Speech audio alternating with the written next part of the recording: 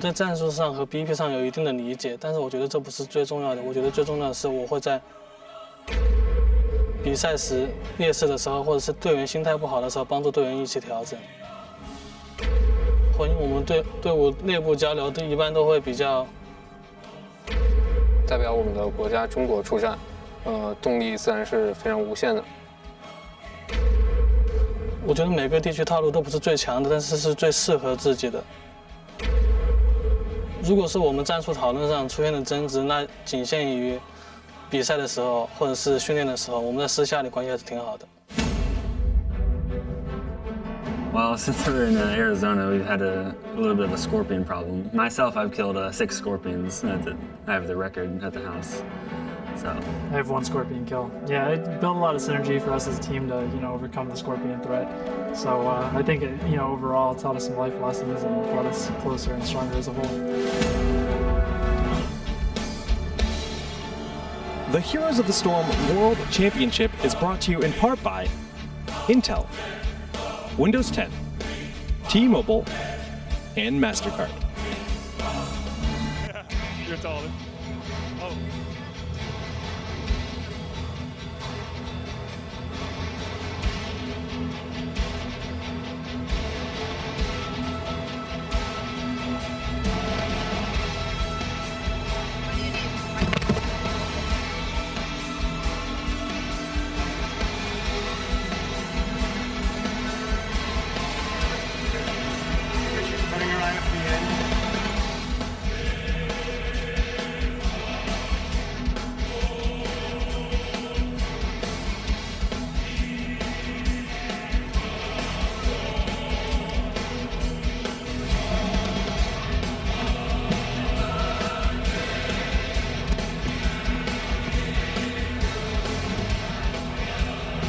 Welcome back, friends. I am very excited to go into our second match after that first one. What did you think? Some crazy drafts. I cannot wait to hear what was going through those teams' minds, but we will have to save that for later because right now it is time for game 2. And I am proud to introduce you to your blue team from North America. Who is it? I'm not sure. And in fact, I'm hearing chants of USA, and this team actually displayed quite a bit of dominance previous to the Americas Championship. Now they're here to prove that they deserved to be the first place champion and get revenge. It is Tempo Storm!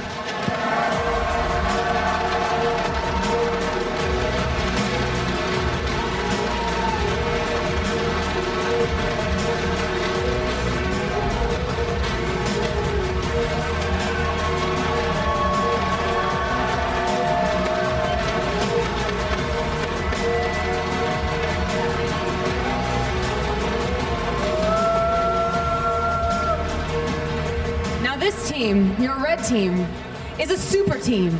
They have 2 players from one team and 3 from another coming together to represent China. They're here to defend their country's honor. It is Braveheart.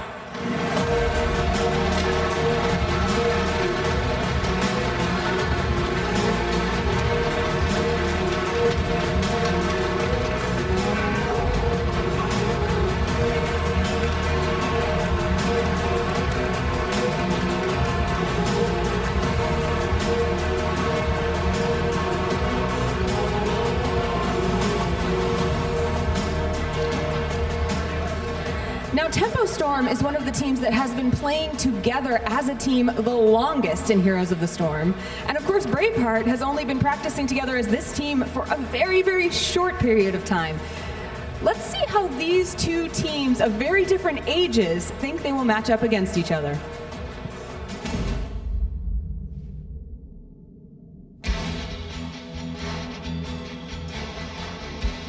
So against Braveheart, we feel really confident going into this matchup. We've had a good bit of experience now playing the Chinese teams, and we feel really strong against their meta.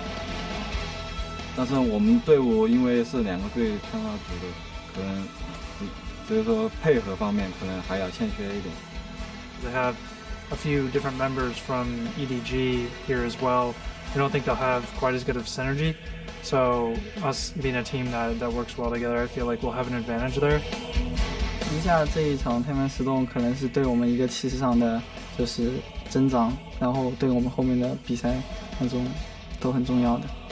Going up against Braveheart, we've been practicing really hard. We've been trying new things, and when we go against them next week at BlizzCon, we'll reveal them.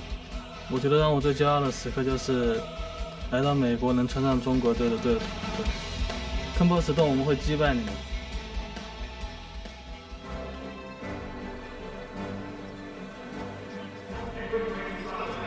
For obviously having our first series being very, very rapid here today, and now we move on to another elimination match between Team Tempo Storm and obviously Team Braveheart. This is going to be a very interesting one. Obviously, Tempo Storm looked very, very good in their first round when they were going up against DK. Todd, that series as a whole, I think Tempo Storm really kind of put DK on the back foot, for it to be all honest with you. I think they took a lot of people by surprise, DK included, just by showing up the way they did.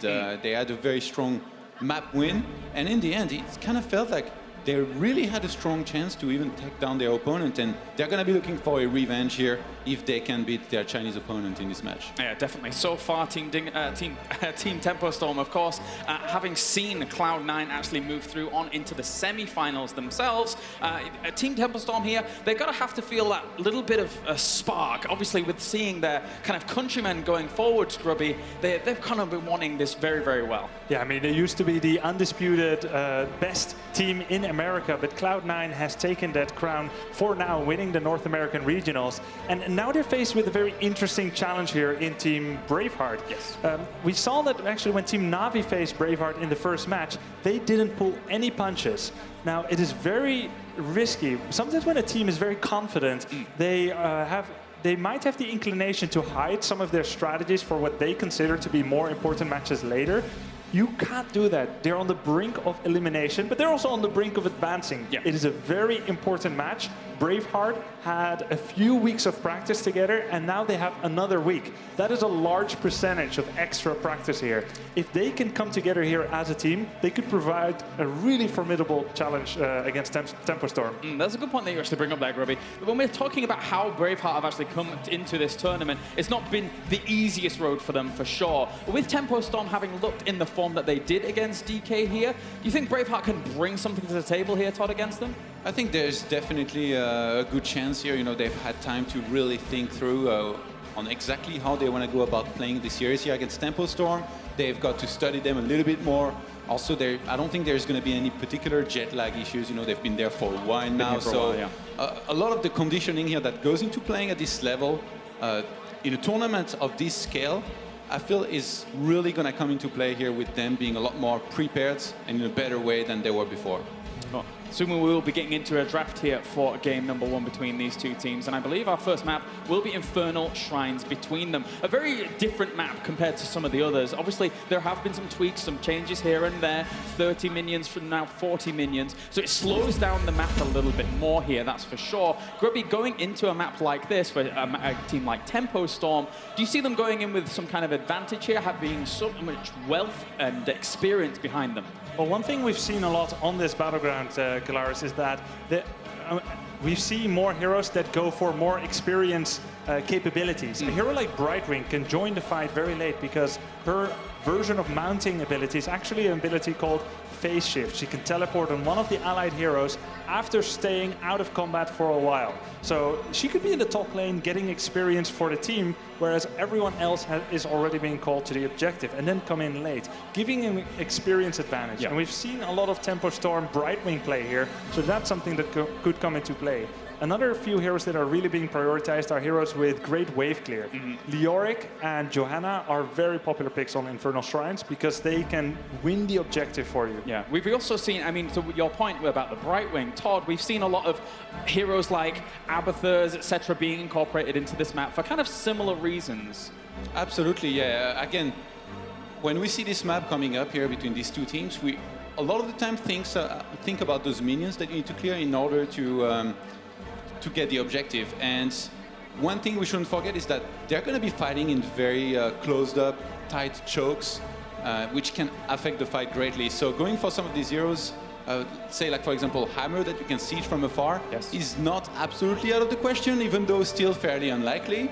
Somebody like ETC could zone out very well, also use power slides and all these spells very efficiently. Heroes like Kerrigan, Butcher can always come into play on a map like this and do very well. So it's going to be very interesting to see which one of these, if any, either team goes for. All right, well, guys, it seems our draft is good to go here for game number 1 between Tempo Storm and Team Braveheart. It will be on Infernal Shrines, as we mentioned before. So let's open up proceedings here for game number 1. And bang, straight out of the door, it's going to be Abathur banned for Team Tempo Storm. Yeah, there's since the battleground got changed to have 40 skeletons, which you need to remove, in order to summon the Immortal, there has been a higher emphasis on buying time. Buying time and poking tactics while getting great advantage somewhere on the map. And Abathur has also been trending with a Vile Nest build, something that allows you to place down mines in places and slow down and damage your opponent greatly. And it makes it very difficult for the opponent to rotate to the objective in time, getting slowed down all the time along the way. Tempo Storm, they've got some of their own favorite picks as well, which we saw come out earlier in this tournament when they played against DK. They like their Zeratul. Usually it's Zuna that's playing it, and that can greatly, I guess, affect the game with his performance. I think they brought it out twice out of 3 maps. Jaina also was picked multiple times, so I wouldn't be surprised if they always resort to these go-to picks in their first few ones here to start off strong here with the draft. And then on the other side here, Braveheart banning out the Uther to start things off. A very, very common ban here. One of the more common, in fact, third when you consider that Abathur has been the first ban about 5 and now 6 times during the entire Heroes of the Storm World Championship. Uther coming out here as a ban, Grubby. I mean, it's just a very, very standard ban here. Yeah, the Abathur limits the opponent's map presence. Uther limits the opponent's draft potential. Yes. Because once you have Uther, you can take ridiculous glass cannon heroes that have huge damage output, but very little in the way of survivability, and he will cover for them. And already a great pick coming out of Tempo Storm here with the Sonya. So really good AoE capabilities, Todd, and just overall massive, massive burst potential. Absolutely. Sonya is the first pick here. This is rather unusual, and they might have, I guess, a combo here they might want to go for, you know, somebody to help maybe and support Sonya now that Uther is already gone with the bans. But I think Sonya, she's going to be a very good hero to have on this map to get in there, reach the backline and try to blow somebody up very quickly. But all alike, if there is a situation where Braveheart are defending toward their side of the map and, you know, she goes a little bit too far, she could find herself in trouble. So it's going to be very important that positioning-wise, Sonya doesn't go in too early. Never know over to Braveheart here. They're going to pick up Jaina to start things off. A pick that fits every single mold. And then a usual pick that you would see with that is the Muradin coming out as well. So a very, very strong solo warrior potentially here for Braveheart. But overall, very, very sustainable, Grubby. Yeah, very much so. And he's a great counter to a hero like Sonya. Yes. Now, looking at Tempo Storm's next picks, I feel like they have to pick up either Kael'thas or Tyrande. These are 2 ranged damage dealers. One of them is an assassin, the other is a support in Tyrande, but they both provide a lot of damage. And they're also the only 2 heroes with range that do not need to upgrade a talent at level 16 in order to get a stun.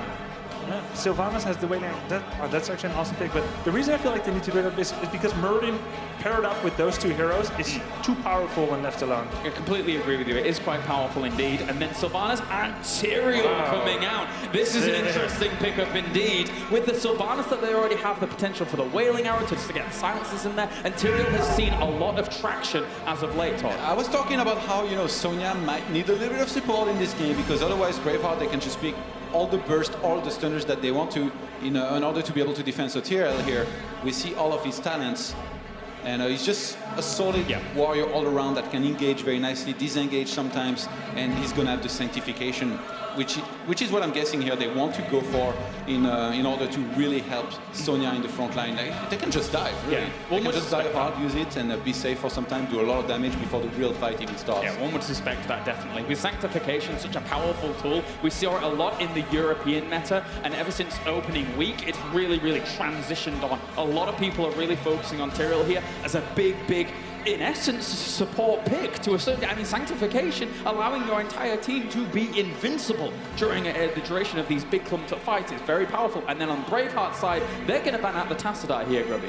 Yeah, Tassadar would pair up really nicely with Tempo Storm's team. If they got Tassadar and another support, they would have a very survivable Sonya, so they don't want to go up against that. Tyrande now being banned out, I thought they were going to have to pick it to remove it from Muradin, but actually, of course, they still had that ban available as well, so very good ban there. Now, Braveheart, if they want another stun hero with range, and they go for Kael'thas, they have 2 mages together.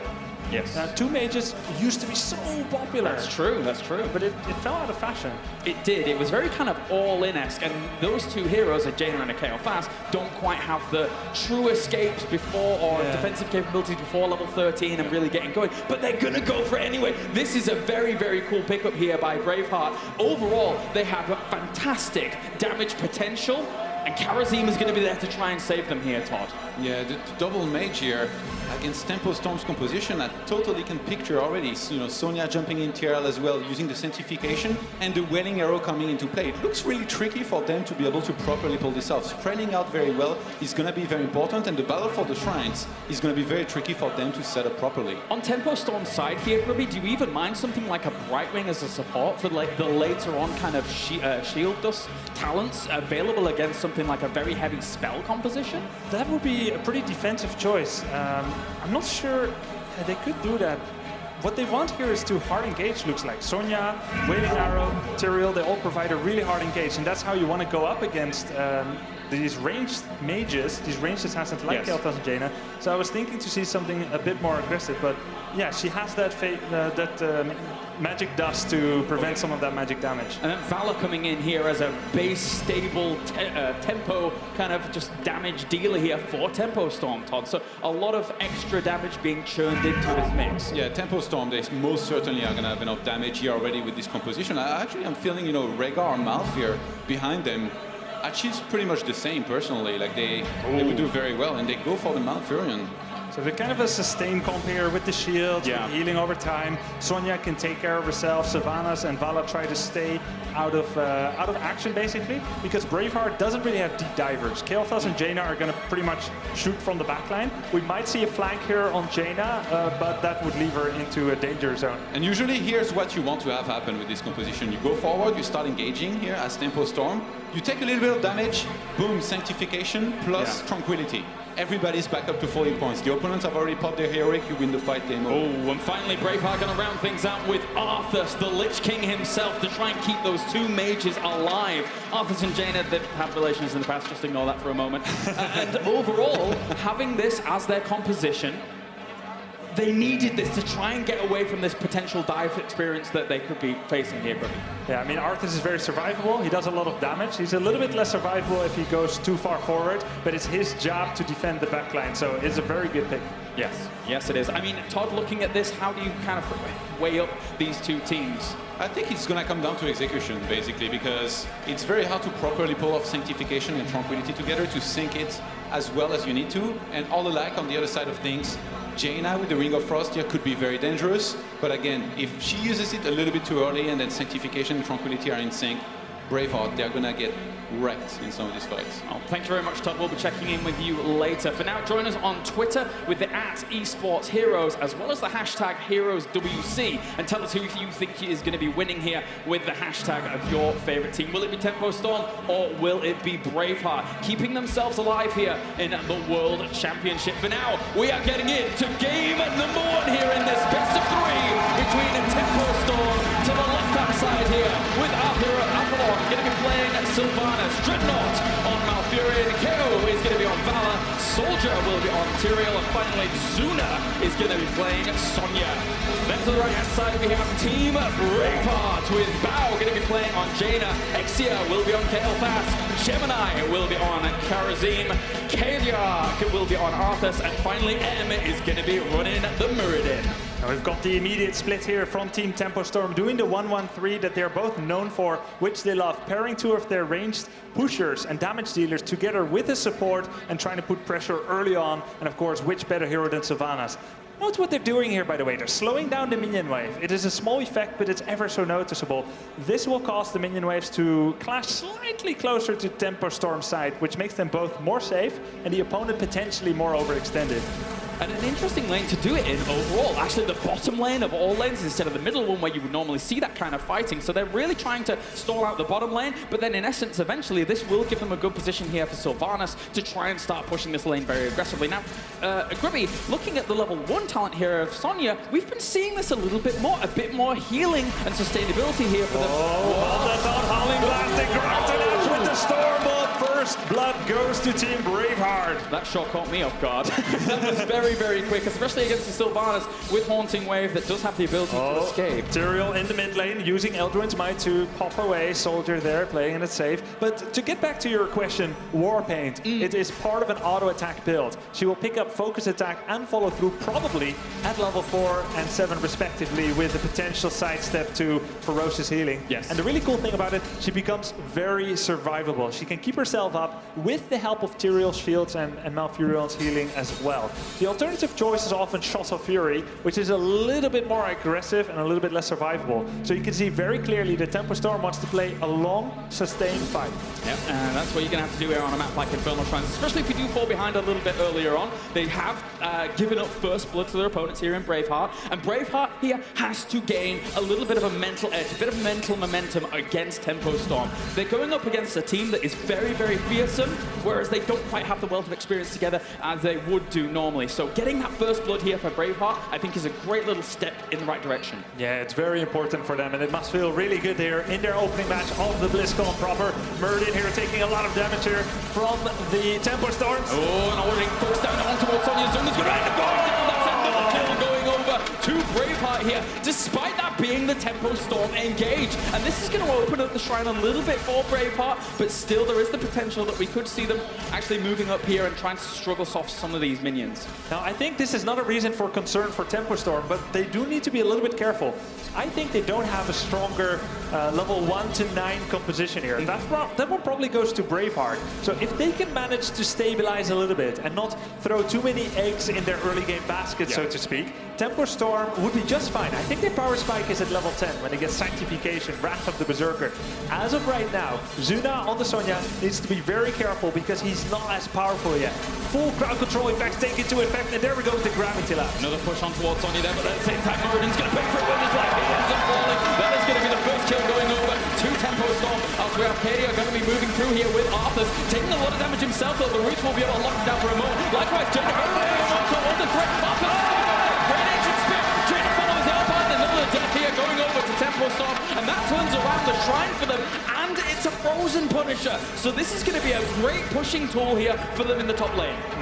Tempo Storm really redeemed themselves there, even in the early game. Zuna there with the Composite Spear, taking the last hit on Arthas and getting actually the advantage here in takedowns. 3 versus 2. Experience lead goes to Tempo Storm, and the Frozen Punisher jumps into the fort on Exia. Another still good bait there out of them to just get it away from the team so that they can try and bring it down away from the power of Tempo Storm as a whole. That's the one advantage you have as the defender going up against this. The Punisher will prioritize jumping on towards heroes as opposed to other kind of pushing mechanics in the game that do potentially, you know, prioritize the building damage. Yeah, he's not very emotionally stable, is he, the Immortal? No. At the first poke, he jumps in Arthas! Oh, he ends up falling as well. Another kill onto Sylvanas, a little bit uncharacteristic of the character as a whole, because again, Haunting Wave is a great escape mechanic, but Braveheart is syncing up their stuns really well to counteract that kind of play. Yeah, and also you've got to have a very good map awareness here. You keep having to look at the minimap. Where is everyone? If you don't see them, they could be coming for you. You don't want to take that paranoia too far, but if you're by yourself pushing the lane, that is very risky, potentially. We're seeing Sonya going for that kind of more sustained build that you were mentioning, those 2 options and 2 paths that she does have. And on the other side, if we look at Tyrael's talents as well, a relatively tanky Tyrael build with Regeneration Master as well as Amplified Healing, and obviously having that battle momentum in there just to give extra shields during the fight and just be a little bit of a nuisance at the front. Soldier on Tyrael is a very formidable opponent. Wow, we've got Team Tempo Storm here pushing as 5. Now we've got Braveheart closing in on them. KO dodging the Howling Blast. It was a nice attempt at the flank there, and if they'd have got someone with the Howling Blast, that could have really spiraled out of control, but Tempo Storm knew when to disengage. I've got a big camp pushing at the top here. It looks like Team Braveheart is going to be making use of that. Tyrael has to be careful. Soldier there almost running into Jaina and Arthas, a very lethal combination. But they play it really safely and are going to go defend the camp here. Still summoning Fallen House there. But they will be taking care of it now. Nicely dealt with by Tempo Storm. Get rid of that Shaman, that's for sure. Nobody likes the Shaman in that group. He's a nuisance. But the Shrine now opening means that both of these are going to have to wrestle against one another. The slight experience lead that Braveheart has right now will give them a few of the extra minions at the start, if there was a potential of them trying to wrestle against it and slow it down towards a level 10. And as you can see, the teams are dispersed across the lanes here. They know that level 10 is so important despite that Shrine being activated. Yeah, even a 5-second advantage for the opponent having level 10 could be lethal here. So very smart decision by Tempo Storm here to push the towers.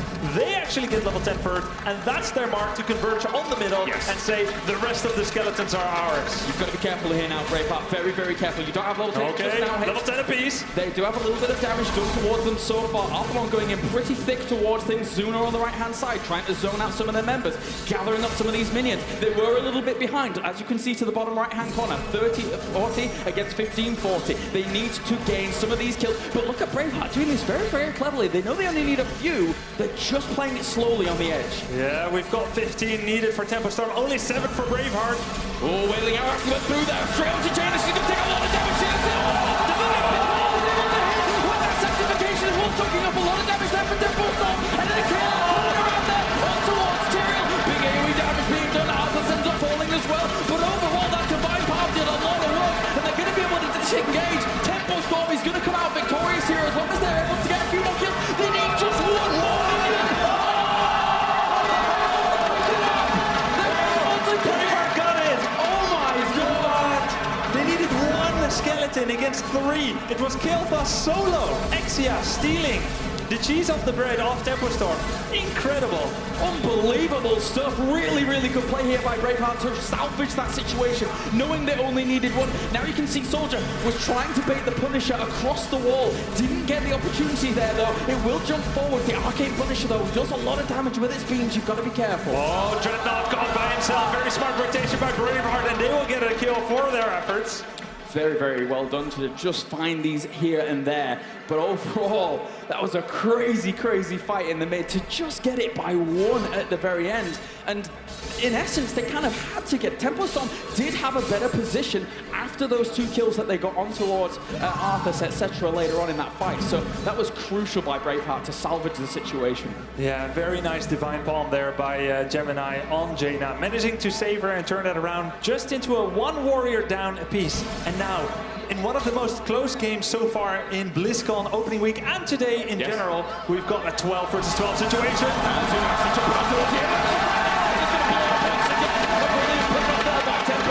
Looking for more. The wanting way forwards. Sylvanas feels confident, and he will bring down Muradin here. Going down. That's a 2-for-0 trade here for Tempo Storm. Fantastic takedown. Arthalon hungry for blood, in hot pursuit with his buddies, and now, thanks to the Black Arrow, Sylvanas able to freely push the top without taking any damage whatsoever. And very smart move by Braveheart, actually. Even though they have a hero down, 2 heroes down, they still continue to push. They know the enemy's forces are concentrated at the top, and they can actually trade evenly here. So they're going to get a fort at the bottom as well. Not too bad, not too bad. This Khazra camp still pushing through the middle, so causing a few problems. Kharazim doesn't have the opportunity to really clean those up very fast, so needs a little bit of extra support to help him out actually cleaning that up. But this is a great steal here by Tempo Storm, being able to switch the momentum over, not only taking that fort up towards the top, but also taking their opponent's hard camp, which is also a nuisance on this map. Yes, exactly. Taking that Fallen Shaman provides so much pressure on the opponent because it will keep summoning doggies and it will keep pushing, and it's very difficult to die to normal lane presence. So lines up even better as well with the fact that the Shrine has come activated. Jaina has been away from this fight for a while. They've got themselves 20 out of 40 minions towards this Mortar Punisher. So overall, right now, Tempo Storm has really, really found their flow in this game. Oh, they guessed it! They guessed it! KO almost gets taken down. Muradin in hot pursuit. KO still looking to try and get out there. Going down. Sanctification's already been used as well. The turnaround here from Tempo Storm, despite Holiday going down, they can dedicate a lot of power towards that 1 kill. And the turnaround there on towards Arcus was strong. And then all but secures the Immortal here for Team Tempo Storm. Very nice flank. They got the Immortal. Very good stuff here by Tempo Storm. Still, look at the experience. 14 against 14, dead even. 7 kills against 6. This Mortar Punisher here can do big work, can soften up these buildings, probably bring down this entire fort and march on a little bit further. So structurally, Tempo Storm is doing well. And now we can see why Tempo Storm loves Sylvana so much. 0 damage on this Mortar Punisher, even though there was a free fort kill no matter what, but it would have taken more damage already. Now they can continue to ride onto the next keep. Taking down those 2 towers, 650 XP both. They're going to get really close to level 16. Being across the wall here at the moment, that's a good move here by Braveheart, but at the same time, you've seen Tempo Storm trying to rip down that wall, getting towards that Punisher and looking for the fight here. They know that they have an actual natural advantage with fighting under this Punisher, and also it's not taking damage from the fort. It's still locked down here. You can see this keep even, I should say, being locked down and taking those little bits of extra damage. Okay, we've got the trap potential here for Team Tempo Storm as we might see Braveheart here scurrying to get back onto the map. Very close to level 16, and that would be a great moment to fight for Tempo Storm. So are they going to set a trap, or are they going to say, we're going to ride this advantage we have into the middle game more safely? I would love to see them try and take a fight right now. They've got themselves holy ground on Tyrael, something that is extremely powerful, hardened focus. The difference between having hardened focus and not is night and day, as long as Malfurion is keeping himself in the back lines, being able to churn out those heals at such rapid speed. Sonya going with Stone Skin here. We've got Vala with the Blood for Blood, not going for the sometimes taken Stone Skin. Feels very safe here, wants to go full aggression. Look for Arthelon to do more flanks there on the Vala, but it was a very nice anticipation for Braveheart last fight. And out of all members of Tempo Storm, Zuna playing the Sonya here, he epitomizes aggression. He is one of the most aggressive tools that Tempo Storm has available. So with Mystical Spear as well, he can get in a really good spot. This is an interesting flank coming out here though by Braveheart, and they're already looking to focus all towards Sonya. Arthelon was forced back. That Sancta has been able to turn things around. This could be the opportunity to get back. That's a 1-0 already here for Tempo Storm, and the sustain is very, very strong here for them as well, as Malfurion still in with so much health is being able to compound that healing so much. Kael'thas too far forward there and was unable to get Divine Palm there by Gemini on time. They're trying to do some damage against Soldier here, but they just don't have the damage without Kael'thas. No, I don't think so either. They could still look for more if they wanted, but it looks like Tempo Storm is now going to back off a little bit more, knowing that that shrine has been activated up towards the top, steal this easy camp, then rotate around here. Still the flow for Tempo Storm is hitting the mark perfectly. Yeah, they are just playing in almost perfect synergy. After struggling a little bit in the early game, they've taken full control of the map, and that's when they shine the best. That's when any team shines the best, of course, but especially Tempo Storm relies very heavily on a good momentum, and they're really hitting their stride here in their first game today. Tempo Storm, very much so the fan favorite out there. A lot of people behind Tempo Storm, 84% in favor of Tempo Storm in this series. A lot of people want to see them survive on and go through to the semi-finals. It's not over yet by any means, though, in this series, as Braveheart at the moment positioning themselves and posturing themselves, knowing that they need to do it. The Wrath of the Berserker has been activated, and with the amount of fighting that goes on around these shrines, it's going to be there for a long, long time. Look for Bao here on the Jaina, coming from behind. There she goes. No, hasn't revealed herself yet. It's a 4 versus 5. Where's your Jaina? The Tempo Storm must be wondering. Exactly. KO is going to be one of the big targets there for him, but at the same time, obviously, still quite mobile themselves. There goes the Wolf of Elemental. KO is going to be trying to push down there. There goes the Strafe. The extra damage going to be coming out. Holy Ground used to deny Braveheart from actually pushing forward. Likewise, we've already seen a Wailing Arrow being used. Dread is under a little bit of threat there from the bombs coming out, but at the same time, En here on the Muradin is fighting up against Sonya. Sonya's got to be careful, though, whilst going for that. There's no extra damage coming out from Braveheart on the back, though, so a very slow fight in the end. Yeah, if we look at Braveheart, they still have Divine Palm, and Tyrael still has Sanctification. We've got Wrath of the Berserker up again for Zuna, so a lot of heroics being used. No one going down yet. Muradin, very low on the mana. Soldier going in quite far there. There's KO, though. He went very, very far, but at the same time, Divine Palm is not going to palm. They're not going to at the very end of that Divine Palm's duration. Perfect execution there by Tempo Storm. Wow, wonderfully done. Really hitting the mark there against that focus target. Excellent movement here by KO as well. Time upon time again, showing himself on Vala at the front line and then getting out as the opponent overextends. We saw a beautiful move by Braveheart, disengaging from that fight as Tranquility was popped. But they managed to get back in there, and they thought, yes, we have a chance to take this. But Tempo Storm took down Arthas in a beautiful synergy. And look at this. They're deliberately buying time for the Punisher not to be summoned yet, because they want to capture the bottom camp first. Once you capture the Punisher, all camps on the map disappear. So they wanted to get this one to provide a counterpoint pressure at the bottom of the map. They've got one on the middle, one on the bottom, and the Immortal is going to be at the top. But they're not capturing it yet. Are they trying to sucker Braveheart into another fight there? Perhaps. I mean, they do have the level advantage at the moment. That will give them statistical advantage. And also, I think that they probably feel their team fight in general right now is quite strong. They've kind of felt Braveheart out during the entirety of this.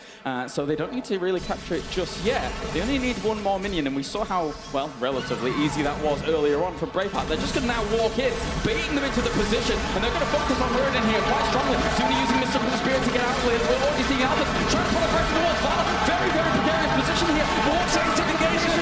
Very important to keep alive. Ah, there's the palm again, but they're not going to pop it. Oh, yeah, Vala during all of that, they're going to trade it off for Arthas, and also Kerosene ends up going down as well here. Zuna still in the front. That's big AoE damage from Gale Fast. Explosive damage coming out there, and that is going to mean Braveheart gets the better end of a fight, but the Arcane Punisher is pushing. It's a 2 versus 3. Artheron is in hot pursuit, 1 versus 3, because he wants to buy time. He wants to prevent the opponent from being able to defend against this, but he has played with his life. That is going to be another kill going over to Braveheart. Good stuff, 4-2 in the end, but still, these lanes are pushing. Even towards the middle, you can see Tyrael there, getting himself a fort with the camp, making the best of the situation, considering his entire team is dead. Yeah. This was very advanced tactics by Tempo Storm. They wanted to put an attractive lure out, saying to Braveheart, you can still get this Punisher. We're going to give it to you.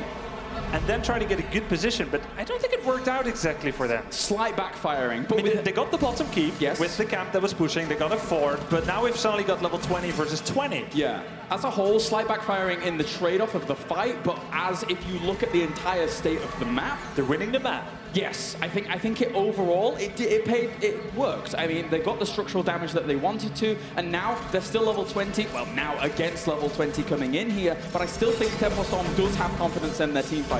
Oh, sure, and it has been going very well, even when they're on even talent tiers, and they're also winning the map. But we have to put a little side note here. Team Braveheart is level 20 versus 20. Death timers, 65 seconds. A successful team fight for Braveheart could spell the end for Tempo Storm, even as they are having such a big advantage.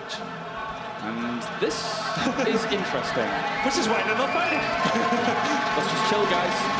Let's just chill. Oh! Are you over there? No? There's nobody there. I thought I heard something. Yeah, someone knocked on the door. Anyway. Oh well, Braveheart's going to disperse whilst Tempo Storm here, now moving through the middle. And they still have strong map control. You can see already, having themselves the fort wall alone is very, very powerful here for Tempo Storm once the shrines come up. At the moment, Braveheart doesn't really have much map control. And Tempo Storm's going to delay this out for when the shrine pops here, or even sync it up with this one. With the shrine coming up to the bottom, it's not as powerful, but it still does hold weight. Yeah, you would wish that it would potentially be the top or the middle at least. It's going to be in the worst place, but still, they've got 2 camps pushing during this. Very nice strategical play once again by Team Tempo Storm, holding ground there, sectioning off the Arthas. And at the same time here, Soldier still putting on some pressure towards him. Zuna all to the top with a lot of pressure on him as he moves away for just a moment. Not big trades going down just there. Both teams respecting one another enough, but at the same time, this only ever benefits Tempo Storm because mid lane and bottom lane was pushing with those easy camps. Yes, very true. They are still winning the map. Tempo Storm is proving to be such a strategical mastermind. One more point here is that we've got 4 heroics up for Tempo Storm, whereas Phoenix, Water Elemental, Army of the Dead, and Iron Skin on Arthas have all gone down. Here comes the flank, looking for some extra press. That was almost a really, really good kill there. You could see the range on it.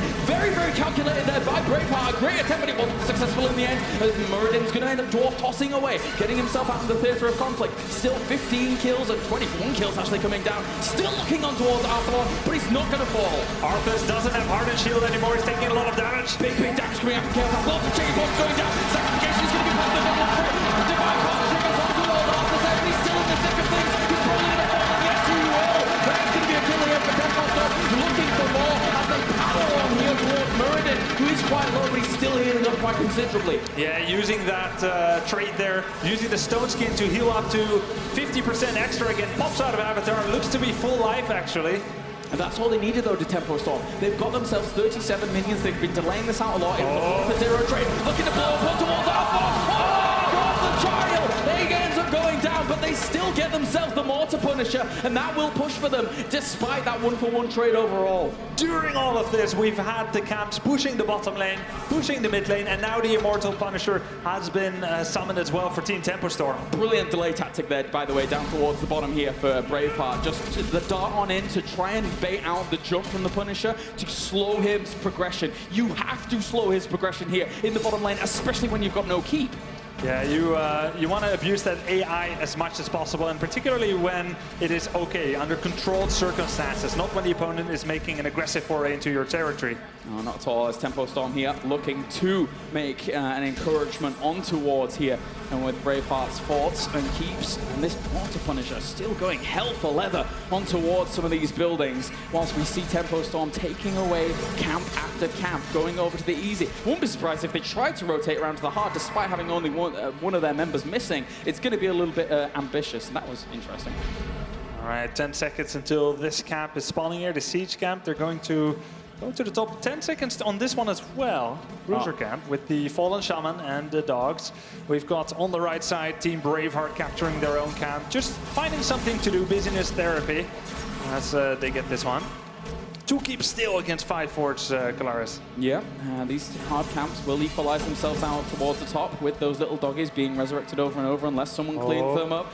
Now Braveheart setting themselves up, knowing that there was the potential that they could have been moving towards that location. Yeah, what if it was like 1 or 2 guys that said, I'll take the scenic route, would be the last decision he would make for 65 seconds. Exactly, after having that hard camp, be the flag to tell them where exactly they were after being captured. And now they're a little bit worried as to where they are. They haven't seen Tempo Storm for a while of Braveheart, whereas Tempo Storm knows exactly where Braveheart are thanks to the minion vision. Now we have Braveheart also knowing where Tempo Storm is. They just captured that camp. We've got 2 camps pushing for Tempo Storm, 1 for Braveheart. That's where Tempo Storm might be going here. Go defend the top fort. Is giving them the buffer just in case there's a top Punisher being summoned by Braveheart to not go immediately for the key. Overall, slowing down of the pace here by Tempo Storm. They could have continued on the aggression if they wanted, but they're really respecting the power that Jaina Kael'thas has in these later stages of the game. You can see how much damage Kael'thas is able to pump out with that chain bomb, etc. Oh, a trap! Ooh. Tempo Storm is setting up a trap. They're not going to be where they are expected to be. Oh, Arthalon was spotted, I think. Murden going quite far forward there. That's a lot of damage. Hardened shield down. There's the root as well, but it's not going to be enough at all. Not with that hardened shield, easily able to soak up anything. Still, that's a 60-second cooldown. Another 50 seconds, Murden doesn't have hardened shield. That's a pretty big win. But he's not exactly an attractive target yet. We've still got Avatar, we've still got 3rd win, so you don't want to focus Murden, but it's a big bonus that that's down for now. And this is going to be a Frozen Punisher. So as this goes on for a little bit further, more minions are going to go over to Tempo Storm. They found themselves in a good position, but look at the respect once again here, just backing off, knowing that Braveheart is going to be moving into this location. Soldier ventures quite far forwards there. Oh, it takes a lot of damage. They're going to look to blow him up instantaneously, but Malfurion is able to save him. Ooh, that was a close one for Soldier. Hardened shield down on Soldier, Phoenix down as well. It's going to be coming back in 30 seconds versus 50 seconds on Tyrion's hardened shield. He's got to be a little bit more careful here. Zuna going in by himself. Still has hardened shield, so he feels pretty safe. Yeah, very aggressive move out of the Zuna on that moment. As we will see here, still Muradin moving forward. That's a dwarf to forward. To Malfurion. That's a brilliant pickup here for Braveheart already. No healing potential coming out here from Tempo Storm. They're going to have to back off. They're probably going to have to give up this entire Punisher without Malfurion to be able to sustain them. The eagle eye here by Braveheart's M on the Muradin, jumping in there, taking down Malfurion in a full 100% to 0% destruction of Malfurion, who has Bolt of the Storm, who had it off of cooldown, but was not able to do that on time. Now here, we've got a push coming into the middle keep. They can get that. How long are they going to stay? We've got the Hearthstone back already. Just go, just leave. That was a great move out of Tempo Storm. Really making the most of what they could get despite not having a healer. They knew they were never going to win the fight up towards the top. So they tried to go for extra damage, knowing that Braveheart was eager to try and scramble and leave everyone there, try and get all the damage out onto the minions. So in the end, in essence, the greed kind of stumbles them a little bit. Yeah, really smart play by Tempo Storm. I mean, what would it take for Braveheart to say, okay, we've killed one guy, we're still fighting over the objective, let's randomly have 4 people Hearthstone back? It's quite rare. Much, yes. What if they were hiding somewhere? So it was a very smart consideration of the risk-reward by Tempo Storm, taking down a keep. This Punisher may not even get a keep.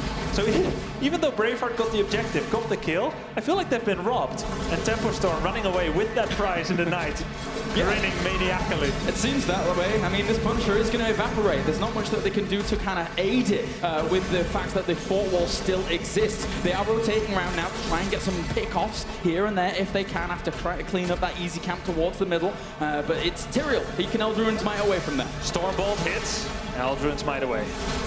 We'll see this Punisher now pushing once again with the team. So Braveheart, this is a fantastic Punisher later on in this kind of game. It's very, very powerful. Already jumping on towards Valor there. She did fall away, so keeping herself quite alive. And okay, that's a brilliant route, but no way to follow up. They got 80% of the HP off of the Punisher, of that frozen Punisher, and it was still scary. Yes. They still had to play very carefully as they took down the last damage. Got a minion push here, catapults pushing into the Braveheart's core. What a great way to start this series. Yeah. Tempo Storm really putting on good pressure early on, but Braveheart has come back a little bit. They are trying to mount some kind of comeback here, and that is certainly not over just yet. Taking the hard camp, but applying more pressure to the top lane here, whereas the potential is that the Shrines could come more activated towards the bottom after having that one at the top just activated.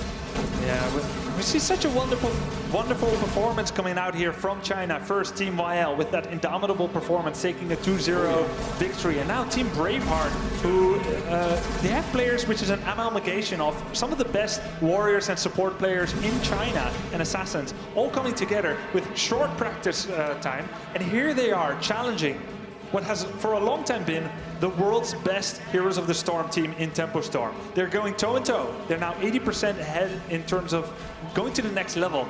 And this is such a close game. In there with the trap! Already on towards Sonya there. She just popped with a lot of her cooldown to make sure she wasn't going to die off in that moment. Mystical Spear forwards, but no follow-up, no chase down. They were really ideally looking for a squishy to walk in on there. But, you know, Tempo Storm, too clever for that. Let those warriors lead. Yeah. And we've got Wrath of the Berserker down for Sonya, and she can refresh it by getting hit, which kind of hurts, but she can also hit, and it all refreshes her Wrath of the Berserker. But by now it's down already, and she's still got 15 seconds where she doesn't have it. So Zuna there, playing on that Sonya, has to be a little bit careful for the next 10 seconds. Shrine now is where everything is going to be decided.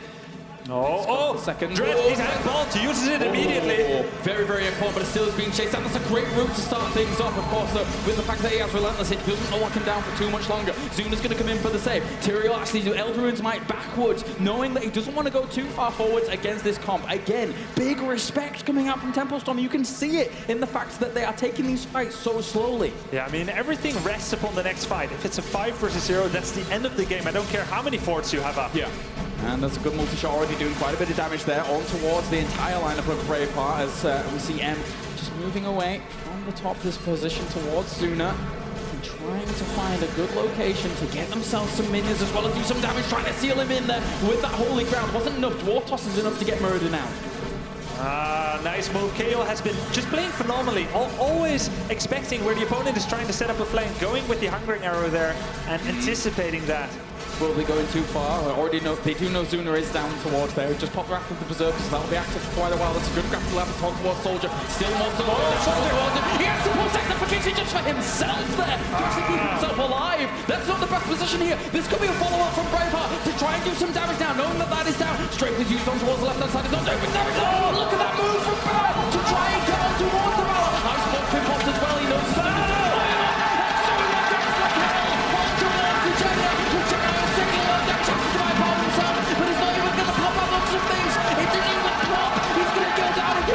Chase all the way there, and Garrett is off towards the top. A brilliant kill.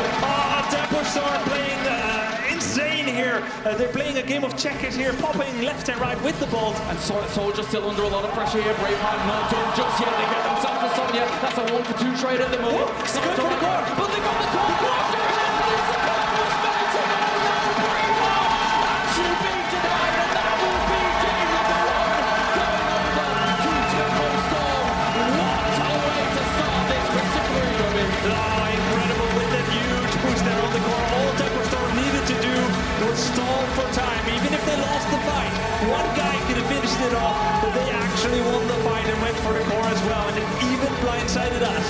Yes, it did. All of this fighting constantly. And you can see, I mean, for the last 5 or 6 minutes in that game, you saw that Tempo Storm, yes, they had that structural advantage, and yes, they were constantly delaying those fights. And that's the result of it. That's what happens. You can have the core just die as easy as that whilst all those fights are going on, because Braveheart's lanes just weren't strong enough at all. Todd, you join us once again here. Thank you very much. That was a brilliant starting game. Are there any particular moments that really stood out to you? Oh, there's quite a few. This game was crazy. Tempo Storm, they were doing a little bit better in the first few fights, but it's really from the mid-game that we saw a back and forth, I guess, action between these two teams. So let's immediately jump into our Windows 10 game DVR replay here so I can point at you a few moments that I thought were really cool here. So we're level 22 against 22 here, and over here at the top of the map, Malfurion died and wasn't able to really do much. So right now, Tempo Storm, they just head across the map. They say, well, we've already lost one, we're not gonna fight 4 on 5. They just head across the map, and they're gonna be sniping a keep. That's gonna be the second keep that they get. From that, they're gonna be getting some great pushing power in the mid and bottom lane, and they're gonna be setting themselves up for the next fight and for the next stage in the game beautifully. Now comes that very important fight here. Equal level, we see that was Sylvanas? Vala, sorry. Yes. Over there getting caught and barely blinking in an instant and just getting in range to get healed before essentially dying here. She was almost about to, and then that fight gets turned around. We have Jaina going down very quickly, and everybody was spilling for one another. Malfurion did a very good job of keeping everybody alive, and in the end, that's after a big fight win like that, you can almost always end a game by killing the core. So that was a pretty cool game here that we just saw from these two teams. But Tempo Storm, overall in most of these big fights, as long as they stand together and they know what they have to do, unless they get really thrown off out of position, it feels like they just don't lose these important fights. I mean, overall, I think very rarely did Divine Palm actually pop at all during that game because of the communication and coordination that we're seeing here from Tempo Storm. So very, very cool stuff here to start this best of 3 as Tempo Storm takes a 1-0 lead. Before we get into game number 2, though, let's hear from Tempo Storm what they think about the one of the most important members of their team.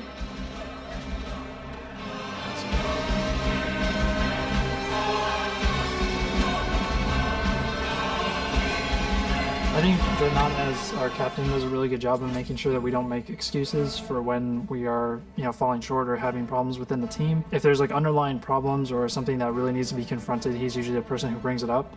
So it's more of an out-of-game thing, but it really does help make us a lot stronger as a team. A lot of being the team captain just comes down to trying to make sure relationships are doing well, your team is working hard, keeping their heads forward where we need to go, and just putting in the effort that we need. I think Dreadnought's biggest strength is his voice and giving direction throughout the entire game. You always need someone that has that voice so everyone's on the same page, and it helps everyone else stay focused on the game. There's a lot of times that I've been a bad guy. I don't think you can be a leader and be viewed as the good guy most of the time. It's just something that you get with that kind of responsibility. It's inevitable.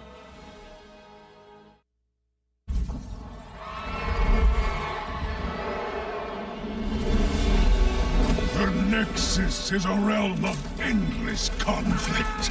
A crucible for heroes ripped from countless worlds. In this new battleground, fate will decide their allies and their enemies. Now, they face a greater trial. Here, anything can happen.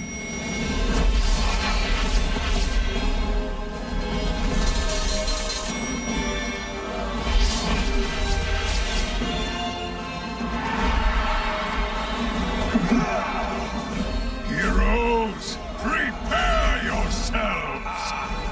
The ultimate challenge is upon you. For soon, you will enter the arena!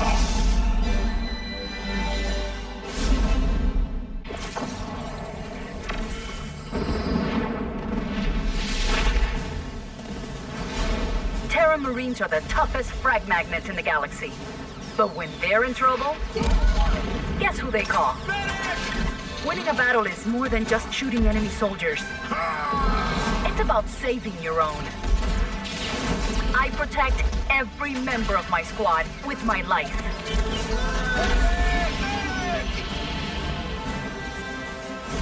Sometimes I think I'm the only thing holding them together. Who am I? I'm Lieutenant Morales. I'm your medic. Ugh.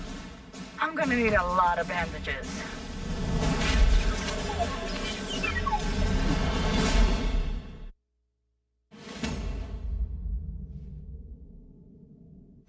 非常想去很多地方玩，就是很想去好莱坞那边，还有自己也比较喜欢 NBA 的一些球星，正好又是洛杉矶湖人的地盘。每一个电竞选手都有一个冠军梦，而我们如今，我们肯定会尽最大的努力。从而我们如能拿到这个冠军，我们肯定会去湖人队的赛场，更看一下我的偶像科比。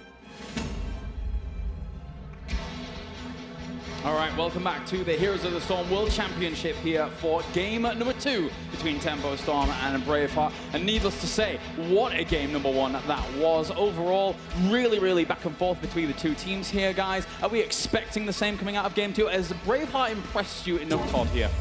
Definitely. Going into this series, I was personally heavily favoring Tempo Storm.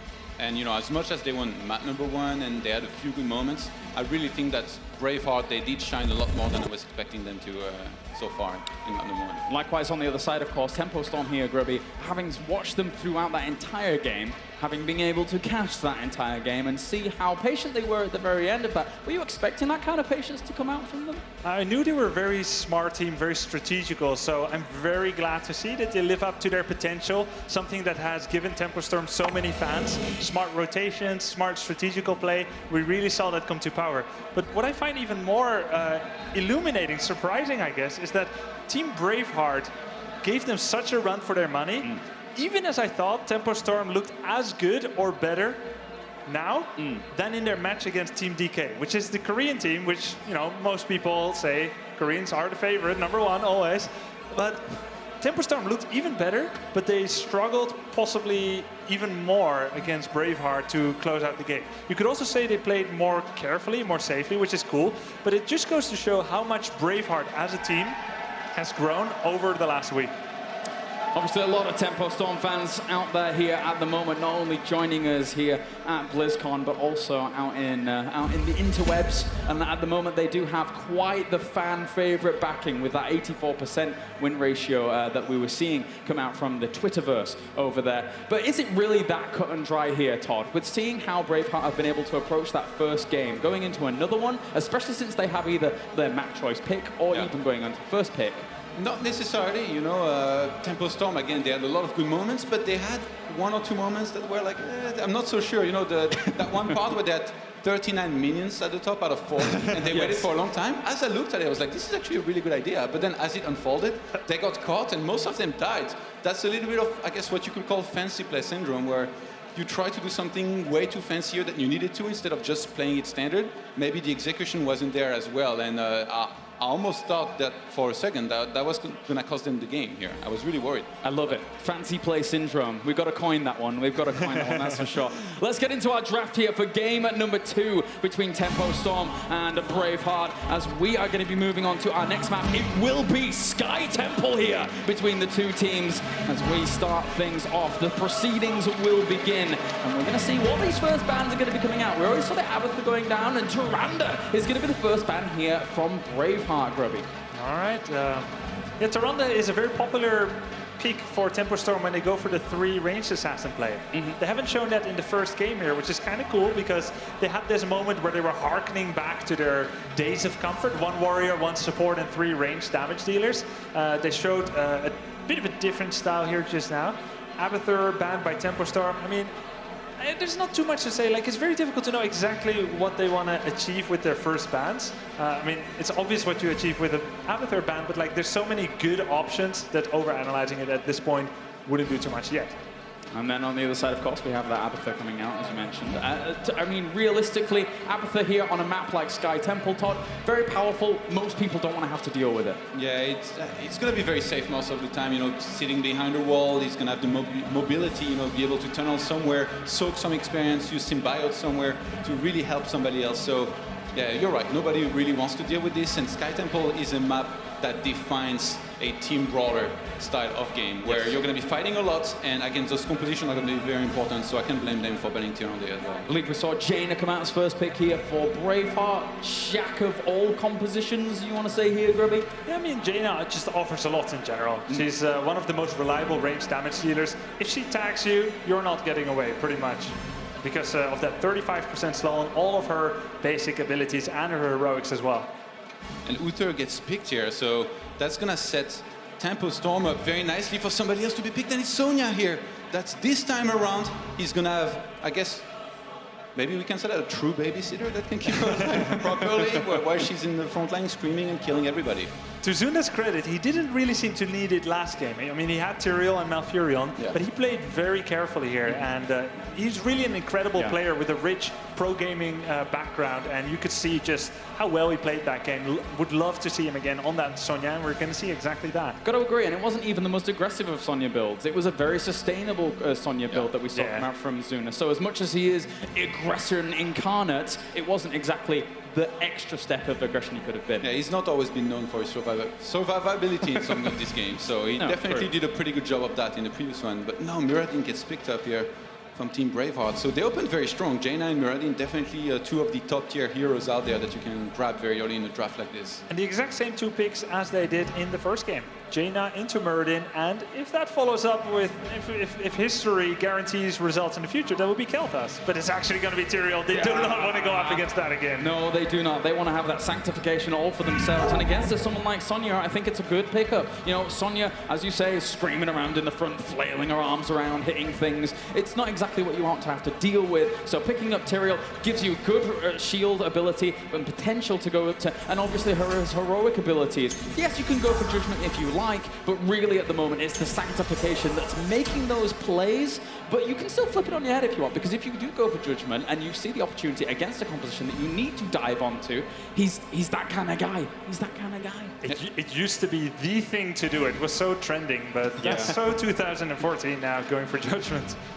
Yeah, if somebody went for Sanctification once upon a time, his team wouldn't be too happy because they thought he was trolling. But funny how things turn out, and now Sanctification is one of the more popular heroics that we see out there. So Braveheart, again, on Sky Temple, there's going to be a lot of fights happening on those temples. In particular, say you have a fight at the bottom temple, you're all in an enclosed, tight area that you can't really leave very easily from, so that could come greatly into play.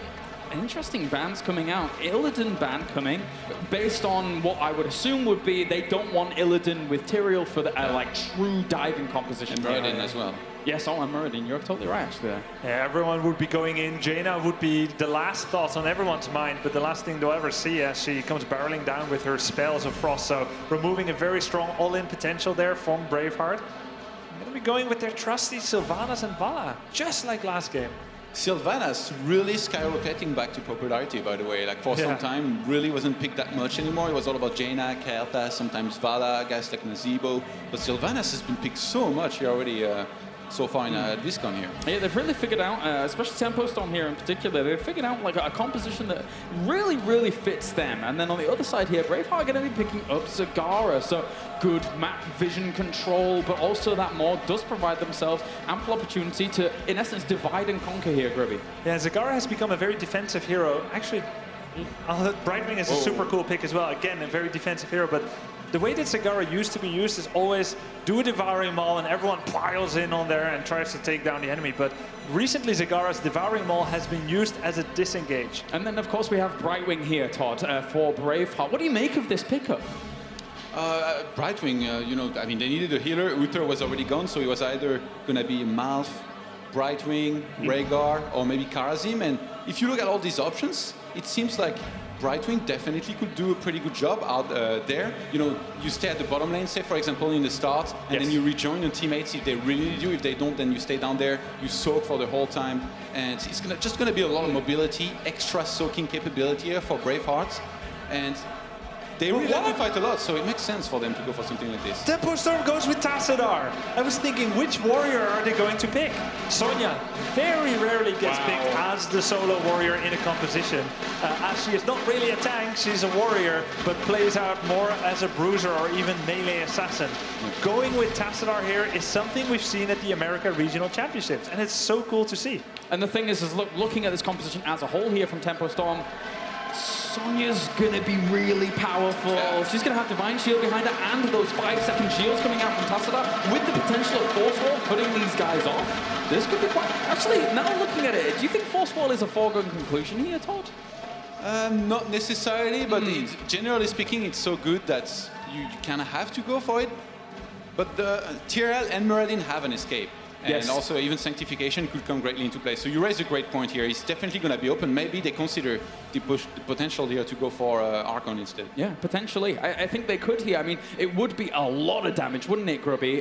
But as I say, with the Force Wall, with the amount of escapes that the Warriors and even Brightwing would have, it would be a little bit more difficult to try and get someone properly locked down. Yeah, it really depends on playstyle. I would say both are almost equally viable here. I mean, Archon got a little bit weaker last patch. Force Wall gained a little bit of traction, but it really depends if Tassadar wants to position himself very aggressively and try and get a Force Wall on either Zagara or Jaina.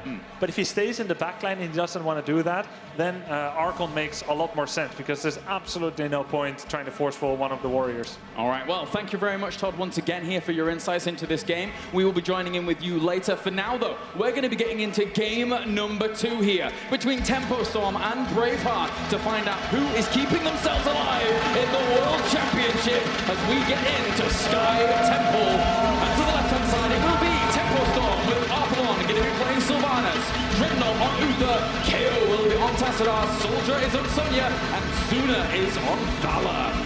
And to the right-hand side, we have Team Braveheart with Bao going to be playing Jaina. Exia will be on Zagara. Gemini is on Brightwing.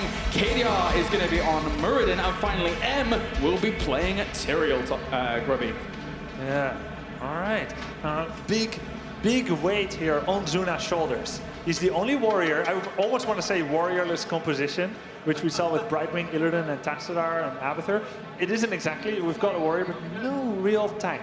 Gets to be more tanky with Tassadar and Uther, though, but it is very important that Zuna, actually it's Soldier playing on Sonya. Yes. Okay. Yes, there was a little bit of a switch-up overall. I mean, Soldier is their warrior player. Sorry, I missed that. Once you've only got one warrior, I guess that's what you got to do. Yeah, sure. But this will be interesting. They have explosive potential here. Even with actually going for a more sustainable build with Sonya, that's the exact build that you want to go for Sonya here in this one warrior setup.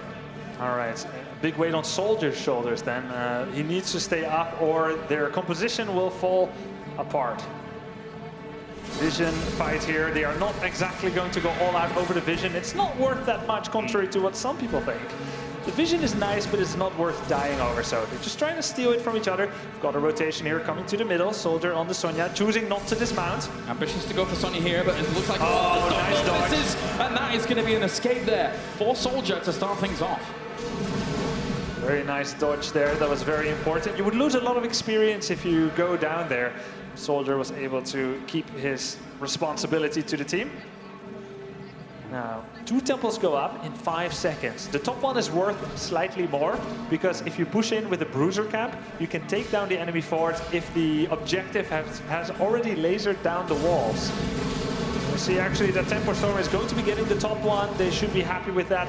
Note that not all 5 players will be congregating on one of those. You still want to get all the experience in the lanes. Yeah. It's too valuable to sacrifice at this moment. You're definitely right. Usually the first 2 temples are just trade for trade, unless someone gets some really smart kind of rotation. Hey, I have a good idea. Yeah. then you would do that. And then oftentimes when you're the rotator, you lose out on shots. Yeah. but anyway, Tempo Storm here, just going to move on away for a moment whilst they wrestled over control, as you can see, towards the middle on the mini-map as well. And you see Sonya just trying to tackle on against Tyrael even, and actually doing a pretty good job of it. Behem is under a little bit of trouble, but we'll be fine. All right, so they took each other's temple. Yeah. No bad feelings there. as they split one apiece once again. Just taking the other one. Share and share alike, no problems. Although, could get the last shots from here as well if the Templar Storm isn't careful. So this is a nice little start here by Braveheart, and they will be able to steal those shots away. All right, we see a little bit more of an aggressive Tyrael build coming out of M here by Team Braveheart, going for the Purge Evil, more damage on the opponent. He wants to do that because he's the second warrior in the team, not just the only one. So you have more of a damage build, less defense. Yeah, and with Muradin as well. Of all warriors, with Muradin the best sustained warrior in the game right now when it comes to that kind of play. So for now, we will just see them still stabilizing on out. Quite a bit of pressure going on down towards the bottom lane, but it was fended off here by Braveheart quite nicely. Ixia, Bao, and Gemini, making sure that KO and Alphalon have no room whatsoever. Now, Tempo Storm showed some excellent strategical play last game. Note that they have not captured any camps yet. I wonder if they have any plans to take the two of them as the objective is spawning.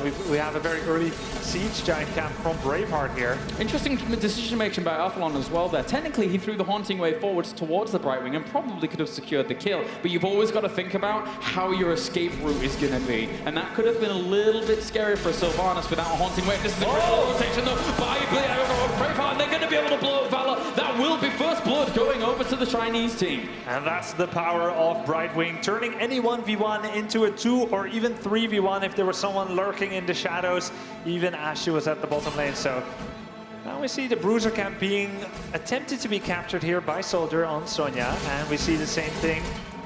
Very interesting to see is that if both teams will go immediately to the bottom, or if they will keep lookouts in the top and the middle lane for experience. Now, Gemini on the Brightwing, he can stay for very long and make sure that his Bruiser camp beats the one from the opponent. Yes. And that's really, really good for them, obviously, in the end, once you're able to do that as Brightwing, and then just flip back down towards the bottom to be able to support your team. You've got yourself a really good support pushing wave up towards the top. But you can see also Sylvanas is lingering up towards the top at the moment. I wonder if she's going to back off or if she's actually going to rival that position. Because if she does rival that position, we all know how much Sylvanas can get done with her Black Arrow trait. Yeah, exactly. So it's smart to keep on there, but they have to be careful. This could suddenly be a 5 versus 4 against Tempo Storm. Braveheart would like to bring in Brightwing and have a definitive fight. Is she going to port in yet? For now, it's a 4v4. Brightwing still defending. If she goes away, Sylvanas will get a free fort.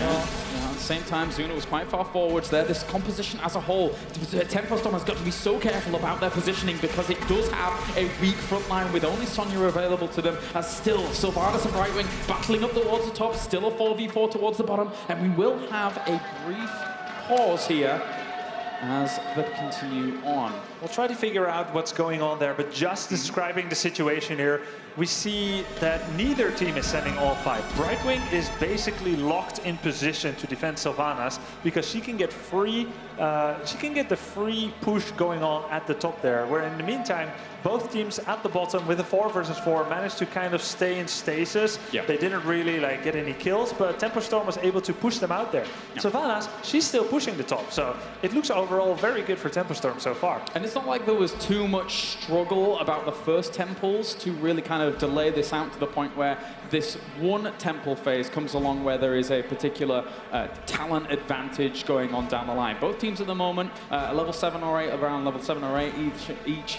So they're very, very equal at the moment. Very, very equal, despite that one kill going over against Valor at the very top.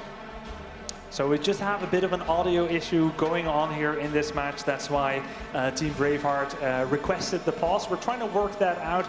We beg your patience and appreciate your understanding as we're trying to work this out just to provide optimal playing conditions for both teams here.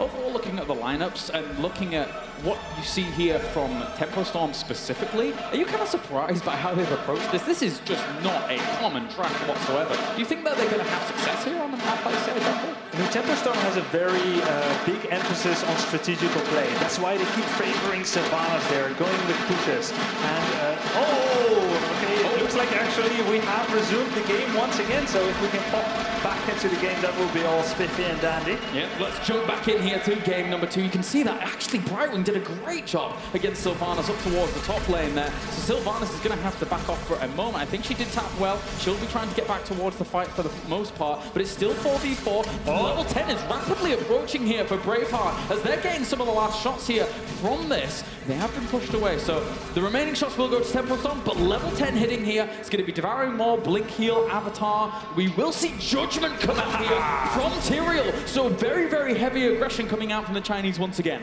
All right, Judgment there, going to maybe single out Sonya a little bit if she gets too far, or jumping on the back line.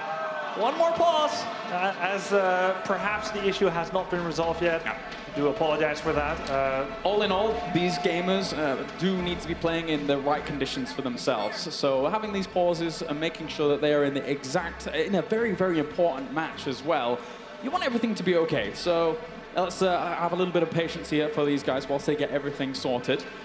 We've talked about Tempo Storm's composition here, obviously. Looking at Team Braveheart's composition, with the Brightwing, it's like, we were mentioning it before in the draft. Abathur has the ability to soak on these lanes, obviously. Brightwing, in essence, is kind of the poor man's Abathur for this little bit of play. I would even go as far as, say, one of a rich man's Abathur, because it's actually fantastic in the lanes to then just be able to join that fight whenever you need it in a full capacity. Yeah, I mean, Brightwing is a very difficult to play hero. Like, the way that she... I mean, the easy part is like the experience, but once you jump into battle, things get a lot more exciting. Yes. Like, if she wants to heal one of the warriors, you require one of the warriors to step back a little bit so that she can heal safely. Her heroic actually works. Blink heal, she can use it very often, but she will blink onto an allied hero to heal them. And the risk, if you just do that on one of your warriors who stays in the front line, is that you're going to get the brunt of the enemy's attacks, stuns, area of effect abilities, all that damage, so it's very risky. It's difficult to play hero, and it's really cool to see her being played more. Just listening to the crowd, they're having a fun time here at BlizzCon. And so am I, so are we, I think. Yes, I think so. They are well behind Tempo Storm at the moment. The Chinese team, though, having flown so far and having the play on this kind of stage, I mean, we have 2 Chinese teams here as well as our Korean team. You know, very, very, and even our Taiwanese team now that I think about it. Very, very admirable thing. And in the spirit of competition, Let's go. Don't tilt. He just tilted his poster. Oh, he did. He kind of changed the angle slightly. Anyway, let's get back into game number 2 here, guys, as we get back onto Sky Temple. And level 10 hits here for Tempo Storm as well, so it will be Wailing Arrow. Force Wall's going to come out and into effect here against this composition. Wrath of the Berserker, we also have Strafe, and finally Divine Shield for their comp to round things out. Now, there's one hero who hasn't picked yet, and that's Jaina. Now, this may not be an oversight, that may be hiding the surprise from the opponent, saying that they don't know if they need to position against Ring of Frost, or maybe it's just going to be Water Elemental. They play out very differently, and Bao's just hiding information potentially here. Yes, they do. And if you just pick Ring of Frost during a time where Sonya engages in very, very aggressively, it's actually going to be someone Water Elemental overall. So it's a choice that is kind of the more standard go-to, the good all-round, trying to blow someone up and having some extra bits of sustained damage. Wow, they're really forcing out a very, very strong move there from them. Yeah, a very nice move there by Tempo Storm, taking down one tower and heading back immediately. They had the vision from the bottom tower, knowing that there was a full Hearthstone. Oh, Braveheart with 2 members here being caught out almost. Not willing to risk the idea of Sonya having backup right next to her. Would have been a little bit scary here for Muradin and Skara. Muradin and Uther meeting. And no one will go down because they have really low damage. Muradin was quite deep there, actually. Has to get out of there. Of course, yeah, we've already mentioned one of the best sustaining tanks in the game, but still, that was quite far. I'm so proud of both teams here. Braveheart for China, Tempo Storm for North America, giving us such a spectacle here in the second match of the BlizzCon Grand Finals World Championship here today. And everything is on the line every single game throughout the day. I mean, every single game is pretty much an elimination game. So every single team at this point is giving it their all. There is no messing around in the draft. It is 100% full throttle here. And this is one of the compositions that Tempo Storm feels is going to be able to bring them that next step on to try and get that rematch against DK. Yeah, one of those pocket strategies we sometimes hear being whispered about in the halls. We have some something up our sleeves, which may be a little bit surprising, and it certainly is. So far, going toe-to-toe, Tempo Storm and Braveheart, sharing 1 tempo apiece. Very, very even still. You're totally right about this. And Tempo Storm doesn't look to be wrestling it away from someone. I think this is actually a really cool choice by Tempo Storm. Spreading a composition like this thin could be extremely detrimental to your chances going up against a double warrior composition with the potential of Judgment as a burst potential. Yes, exactly. They got caught out by surprise once last game. Oh, Judgment there! Nice vault there on Vala, getting away in time. Straight on towards Zuni here, taking a lot of damage. Elderwin's might as well. Actually, Divine Soul's been popped also with the straight, trying to do some damage towards the back lines here from Braveheart, but they will disengage themselves. No kill potential there just yet for Team Tempo Storm, but they even dive in forwards to Soldier. Very, very aggressively forward. First of all, and will they be able to block on towards Cyril? They actually do Elderwin's might very well. Soldier is under a lot of pressure as well. Moore's going to go down onto one person.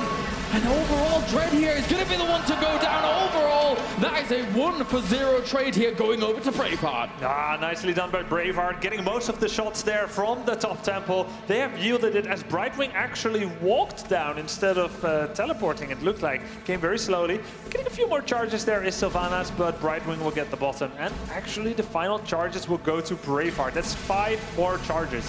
I feel that as much as Tempo Storm has, like, really cool burst and damage potential, they just don't have that front line to really commit. Yeah. You saw those force walls and how low some of the warriors were, but nobody really wanted to jump on the opportunity to try and blow them up. Yeah, I completely agree with you. They don't have that much crowd control, stunts and slows on the opponent to try and finish one of Braveheart's heroes off. But partly what played in there, Kalaris, is also, of course, as you saw, Zuna there on Vala was getting judgmented. That heroic there from Tyrael that we actually did not expect. And he was vaulting away, but he was still in the danger zone. Muradin with the follow-up there, going on her, meant that Vala had to get the help of Divine Shield immediately. Yes. And that is why they lacked a bit of staying power. It's not how they wanted the fight to start. Yeah, definitely. You want to be using Divine Shield for much more different purposes. During all of that, that could be the blow upon towards Dread here. A lot of damage already. Thanks to the Divine Shield. They're going to a little bit of miscommunication there from Braveheart as the Divine Shield goes down straight on towards Soldier. And at the same time, that's going to be Uther falling thanks to the fact that Kayla was all the way down on towards the left-hand side. Maybe rotating around here. This is very, very ambitious. They want the entire team force walls being able to seal off Muradin from the rest of the composition. And you got to move away here for now. Blizzard misses. Blizzard misses. They're moving back in. The boss is still playing around with them. It's now at 10%. We've got Soldier here in the deadlock against Carrier. Gonna be very, very careful. After sustain, Jaina ends up dying up towards the top. Likewise, the Sylvanas. Soldier still being pursued here by Muradin. The Valor ends up falling as well. Soldier's gonna go down. And Braveheart here with a level advantage. All the boss leashed, but they still have a great opportunity to be able to take it despite having been dead almost. Oh, very ambitious there by Zagara to keep that boss leashed for as long as she did. Zaya there almost had it down, and then suddenly we had that deep dive by Tempo Storm. They got the kill, but it ended very favorably for Braveheart. They're playing so well this game. Yes, they are. Level 16 at the moment as well, so still more aggressive talents coming out from Arterial here with Blood for Blood at level 16. Wow. Not holy ground. So Judgment, Blood for Blood, really trying to focus down on one target, and especially if it's Sonya, that's going to do big, big burst potential. Yeah, with the double grooved spines by Zagara, not the Mutalis. Lots of damage, lots of burst potential there, as you said. Boss now pushing, and it means that the temple will be in full control for Braveheart. They can also have access to the Siege Giant camp. They even have access to maybe pushing top lane a little bit. They have lots of options here. Bow now gonna add some pressure here with the Siege Giant and the boss. They're in a lot of control here. They really are. They've got the temple firing away at this. The boss is doing okay. The easy camp is with them, but now they're going to have to disengage. They don't want to get caught by a force wall, but even if they do, they want to try and catch Bao. The slowdown from that was trying to catch Bao there. If they could have got Bao on the side of a force wall, that would have been fantastic with that frost shot trying to hit from Valor. Yes, exactly. And I feel like KO could have done it if he used his E ability, Dimensional Shift. He would have bonus movement speed and be able to place a force wall, but that's also his escape, which he can only use once every 20 seconds, and he just didn't want to take that risk. There's no need to be desperate yet. Yes, they're down a level, Tempo Storm, but they still have all 3 keeps, even as Braveheart is in the lead of this game. Is camp going to be taken by Braveheart? As they do actually wrestle away the last shots there to Tempo Storm from Braveheart, pushing them back while all of that was going on. So at least a little consolation prize there for Tempo Storm. As Gemini up towards the top once again, always getting that split soak potential, and that for the most part, Oh. yeah, it's been 6 kills against 2. This is a 3 versus 5, willingly taken by Braveheart, but a full disengage. Yeah, not wanting to take that too much. I think they're completely understanding that Brightwing here is gaining them a lot of value. Being away from the team, there's no reason for them to be too eager just yet. Brightwing picking up that greater polymorph, extending her polymorph duration from 1.5 seconds to 2.5, during which the opponent's hero will not be able to cast any spells. Will have 20% reduced movement speed. And of course, if it's Sonya, that's only a 1.25 second stun. 1.25 second polymorph, because she has reduced crowd control when Wrath of the Berserkers on, but still very useful. Oh, Soldier!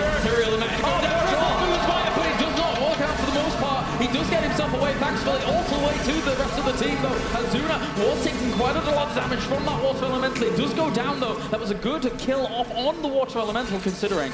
All that rotation spear forwards there. Very aggressive by Soldier. Divine Shield's been popped on them as well. They really want this fight. There goes the judgment on towards Zuna from M, but still no follow-up on towards it. It might have gone a little bit too deep here. This might have backfired. They're trying to blow him up, but Soldier here in the back lines, still being pressured. Tyrael's going to fall. Here comes his Spirit. Will it blow up on towards Dread? Yes, it will. As Uther goes down. Spear back in on towards Exia. Exia taking a lot of damage. Force Wall tries to seal.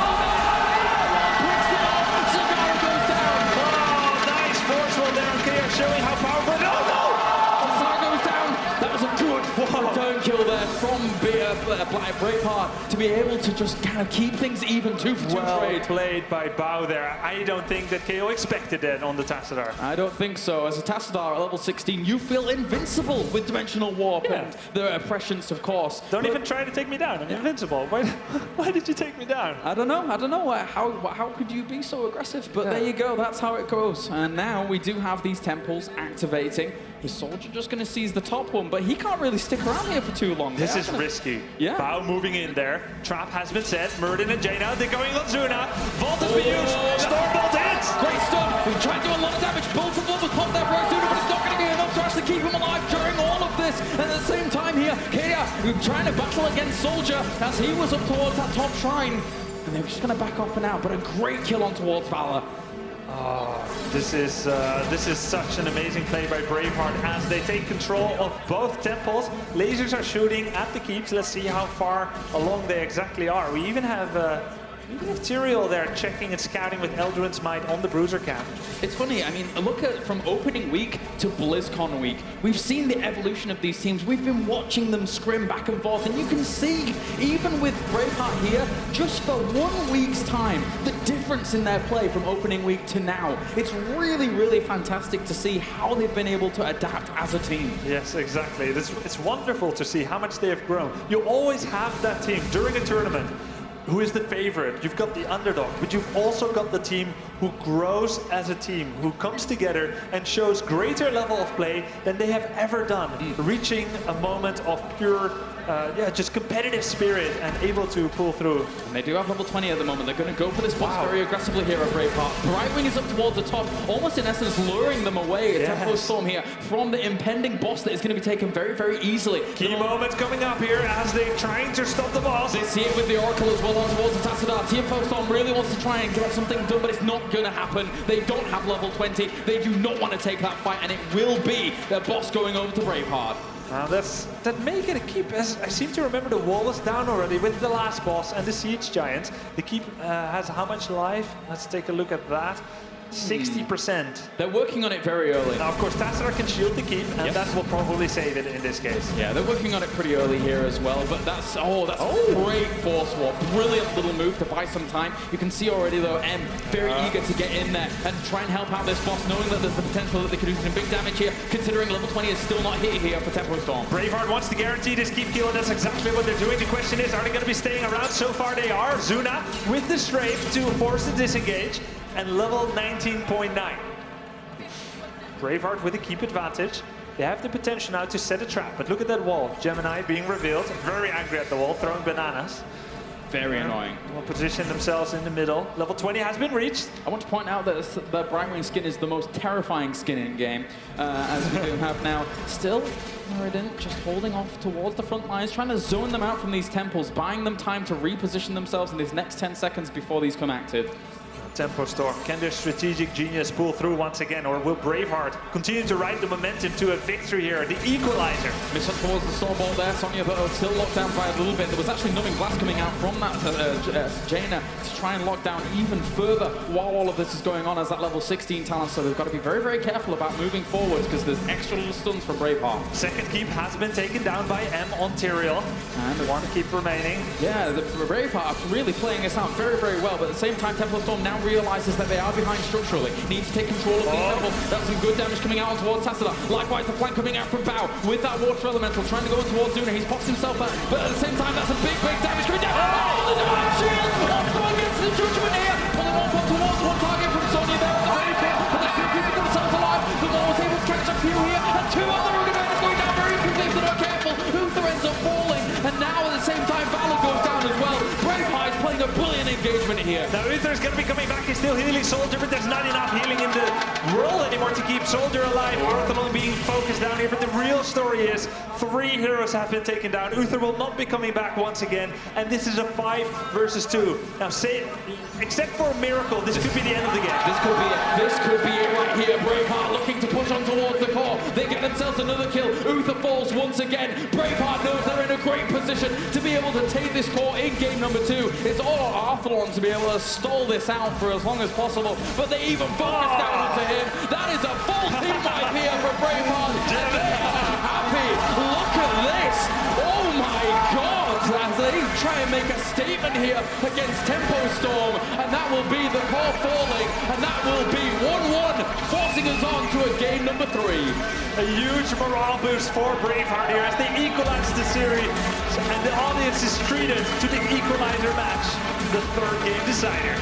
Very, very cool stuff by Braveheart, and I've got to say, you know, as much as they looked good in game number 1 here, Remy, in game number 2, they really almost never dropped the ball. They were constantly on their game here. Yeah, wonderfully played by Braveheart. Such growth from them from last week. They really put last week to good use, and it's just incredible to see how they came together and played as a team. Todd, once again, got impressed by Braveheart. Yeah, definitely. The Brightwing that they went for, it did a lot of good for them in terms of soaking, healing, everything. So that was definitely, again, a lot better than what I expected. I really thought it was going to be a close game, but that Tempo Storm were going to be able to win in that map. But that's not what happened. So let's take a look here at our Windows 10 game DVR replay. I picked basically the last fight here, where I didn't think in particular that it was going to go this bad. I'm going to pause here for a moment, and we see Tempo Storm already took a lot of damage. They are trying to kind of peel for each other and re-engage here in a second.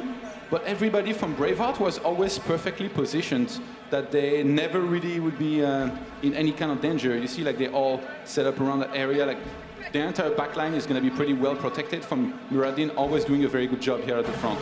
So from there, they get this very good fight where 2 players here from Tempo Storm get mauled for a very long time, and they're on the chase. They just want to end the game. He was level 21 against 20. It feels like it could have been anybody's fight, but in the end, they just set up perfectly to win the fight, wipe out their opponents, and then kill the core and finish it.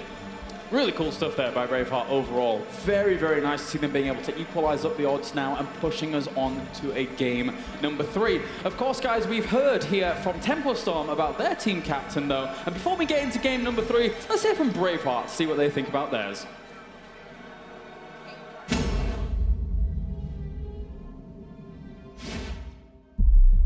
我觉得对之前你们说的半选或者指挥这2点其实没有太大的需要我来做的，因为我们队现在指挥是跟迷你，但是我觉得可能我们会需要加紧磨合，然后这个应该要多注意。就是矛盾应该是没有的，但是他就会给我在旁边就是意见提醒之类的，然后在我来了1周之后，我们队其实也没有什么特别需要我来做这个决定或者是让我发挥的事情，因为我们队5个人都比较和谐，比较和睦。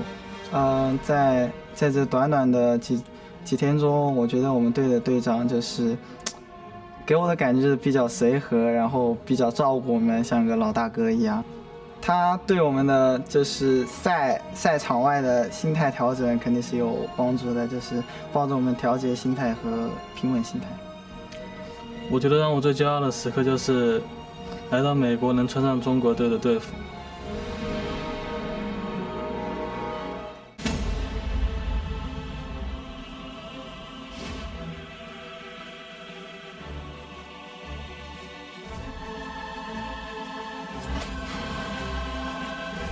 Wait, what was the question again? Yeah, one more time.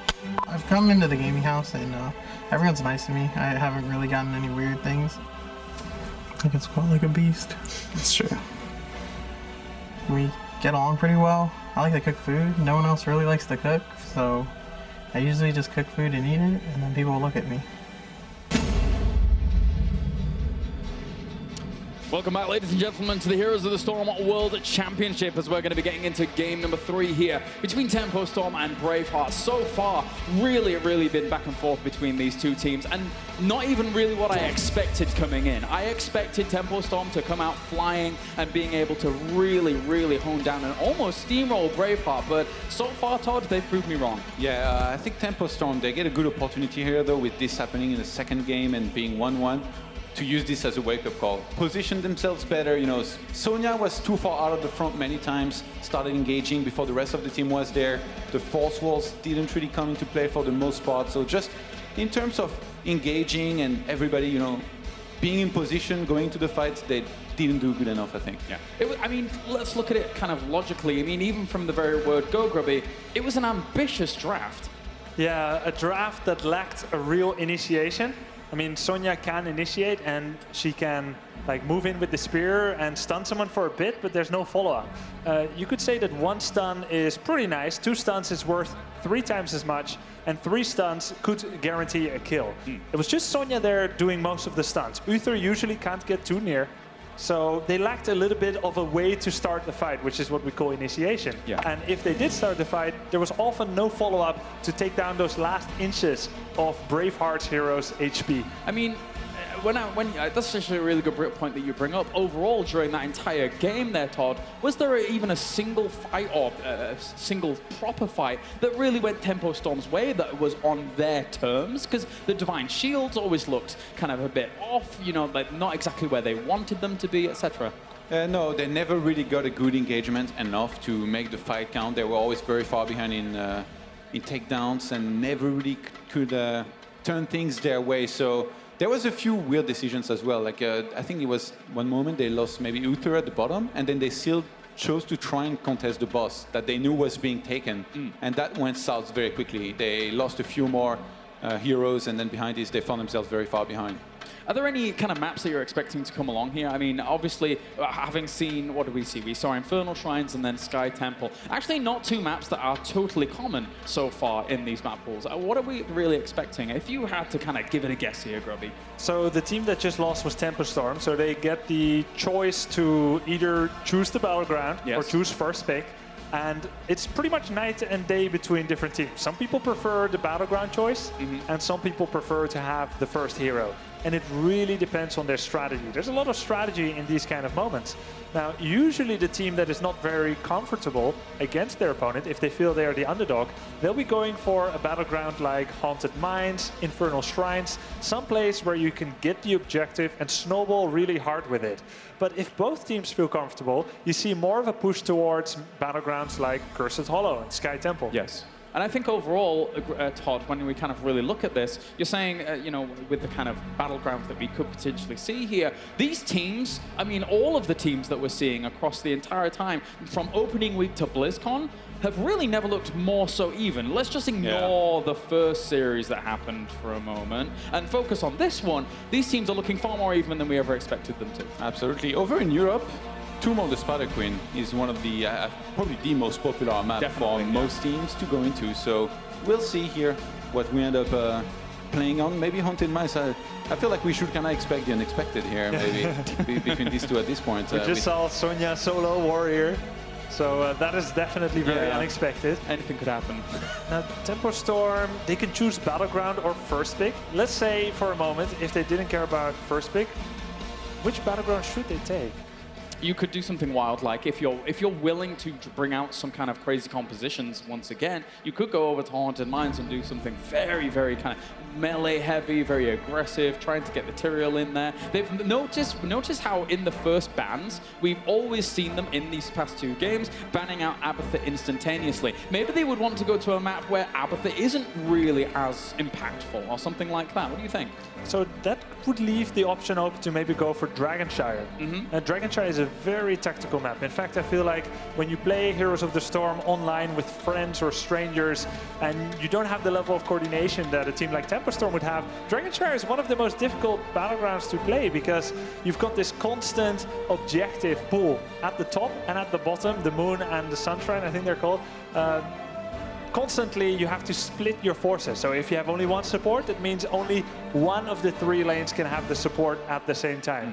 There's much less people grouping up together in a 5 versus 5. So I think Dragonshire would be great, and it's also not as strong of a battleground for Abathur. I think you're right. A lot of my friends, when they started out on Heroes, they were telling me that they had a much harder time on Dragonshire. I was like, why? I really like this map. And it's really cool. You set a dragon free, and then you just kill your opponent's buildings and win the game. They were like, yeah, we always lose the Shrines battle. Well, when you start out, I guess it's very hard to properly realize when you need to be fighting and when you should be pulling back, and that's what makes the difference a lot of the time. That's something that, I mean, comes into play in a lot of these battlegrounds, is that even just the distribution across the lanes alone and knowing where your opponents are going to distribute themselves can be very, very impactful to the game. So I think I like the kind of train of thought we're on here with the idea of maybe just going to something like Dragonshire against the and not having to ban out an Abathur. But then even if we do end up on something like Dragonshire, there are still choice picks on a map like that that can be very powerful. I mean, we've already seen the Uther with Divine Shield having a lot of traction on that map, and even sometimes Chen can come out on Dragonshire. Yeah,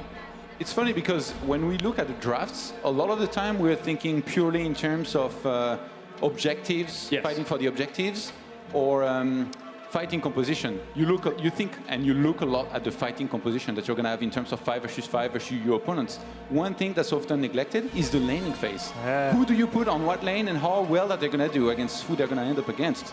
And that's very important as well on any map that you play on. Yeah. There's a lot of good solo laners in the game in particular. I mean, something like Zagara really stands out. Are there any other particular solo laners that you really like here on the map, in a game like Heroes of the Storm, where solo laning is actually prevalent across all maps? Yeah, I mean, Dragonshire, Tomb of the Spider Queen often have, especially on ladder, but also in competitive, one hero fending for himself and the other 4 kind of roaming around as an assassination squad trying to get one of the opponent's heroes.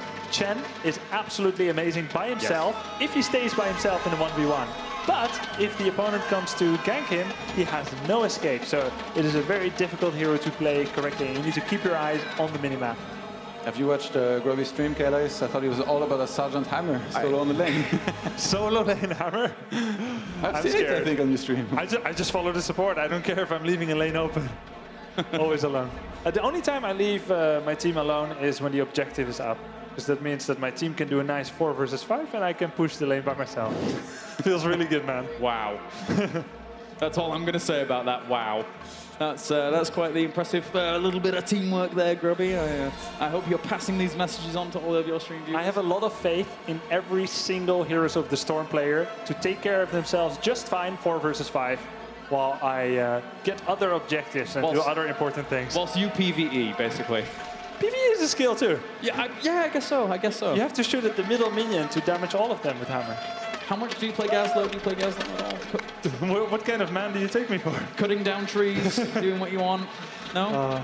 Gazlowe, no. No? Oh, well, I like myself a little bit of Gazlowe from time to time. Todd, when it comes to kind of like who you really like to get going when it comes to Hero League, who are your particular favorites? Usually the heroes that I think are the strongest out there, so it depends on the meta. You know, once upon a time, Stitches was one of the very best. Now things kind of changed and he's not nearly as popular or as strong as he used to be. Still pretty good though, if you can combo with somebody in particular. That's a good question though, sorry. I've got to interrupt you for a moment. Do you think we will see a Stitches in the remainder of the tournament? I wish, but I don't think so. But to be honest, there is such a high contrast between the games that we will play in Hero League, be it solo, duo queue, or even 5-man quick match, and what these guys here at BlizzCon can pull off. In terms of composition, execution, everything, the wombo that we saw, some of those were incredible, and it's really hard to pull off these fights properly, and I've been very impressed with some of these teams' execution in these fights. I'm agreeing actually with some of the people in the crowd there. We definitely need Pepe, the small little bird, in Heroes of the Storm. That's what we need right there. Actually, I think I actually nicknamed Falstad's bird Pepe for a while. Bless that. It never really caught on, but you keep on mentioning it. Sorry. Poor Swifty. Poor Swifty. Poor Swifty. Is that what it's called? I think so. He says, "All right, come on, Swifty." No, well, there you go, I guess. But yeah, or he's just very fast. Oh, he is, especially when you get Epic Man at level 20. There's Pepe. There's 2 Pepes. Oh, we love Pepe. We do love Pepe. This squad's been really good. I think a lot of people here want to see Tempo Storm try and get a rematch against DK. Oh yes, I want to see Tempo Storm versus DK as well, personally. The rematch, considering how Tempo Storm actually pushed DK to the brink, and considering how much a lot of people had big faith in the Korean teams coming into this tournament, getting a rematch would be fantastic.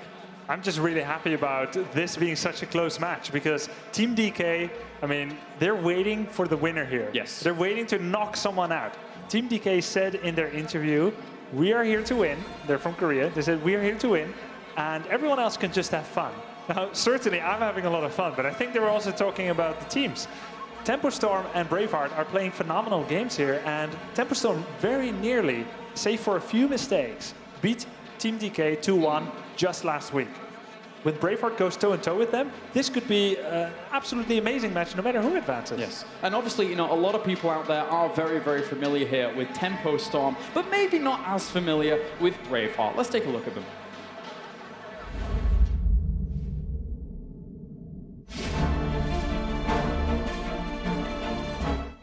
我们这个队伍成立于2014年10月17日，就是国服 A 测开始的那一天，然后中间一直不停的有人员变动，直至2015年5月份，我们的人员稳定下来，是现在的 Braveheart。我们把风暴英雄视作自己的职业，我们每天训练大概10小时左右。我们现在最重要的考虑应该是我们这个新队伍的磨合期，因为我们是因为签证问题没有全部都过，所以说跟另外的队员沟通上还不是特别好。DK 是韩国最强的，他的实力非常强悍。然后北美是 C9 嘛，然后我们中国的 YL 也很强。我们的队长宝是一个非常有亲和力的人。当我们队伍出现困难，比如说输掉比赛的时候，他会团结我们，给我们语言上的鼓励，然后平时生活上也非常有帮助，就是对我们非常友善。成绩大家肯定都是想获得最好的成绩，但是我们会尽自己最大的努力。代表中国出战，自然会全力以赴，目标是非常好。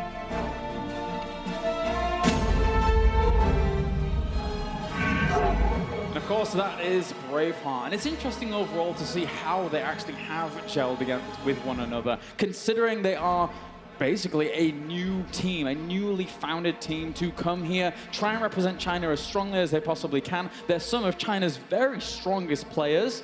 And so far, to me today, they've certainly impressed me, Todd. Yeah, trying to do China proud. They're from a country that has a rich history in esports. A lot of champions across multiple games of every genre. And I'm sure here they would love to be crowned world champions. But this is the elimination match here in which they're putting up a good fight.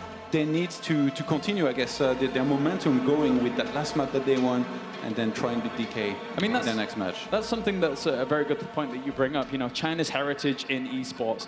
Grubby, you've had a lot of experience with Chinese players in past games, etc., and moving on forwards. We already saw Team YL playing very aggressively and looking dominating in their previous series. Likewise, you know, we're seeing some aggressive tendencies coming out from Braveheart as well. Yeah, I would never underestimate any Chinese player after having my fair share of experience against them. It was actually in the year 2005 that the first most legendary player from China made his mark upon the world, Sky, Li Xiaofeng, as he won the World Cyber Games in 2005 and again in 2006 and got second in 2007.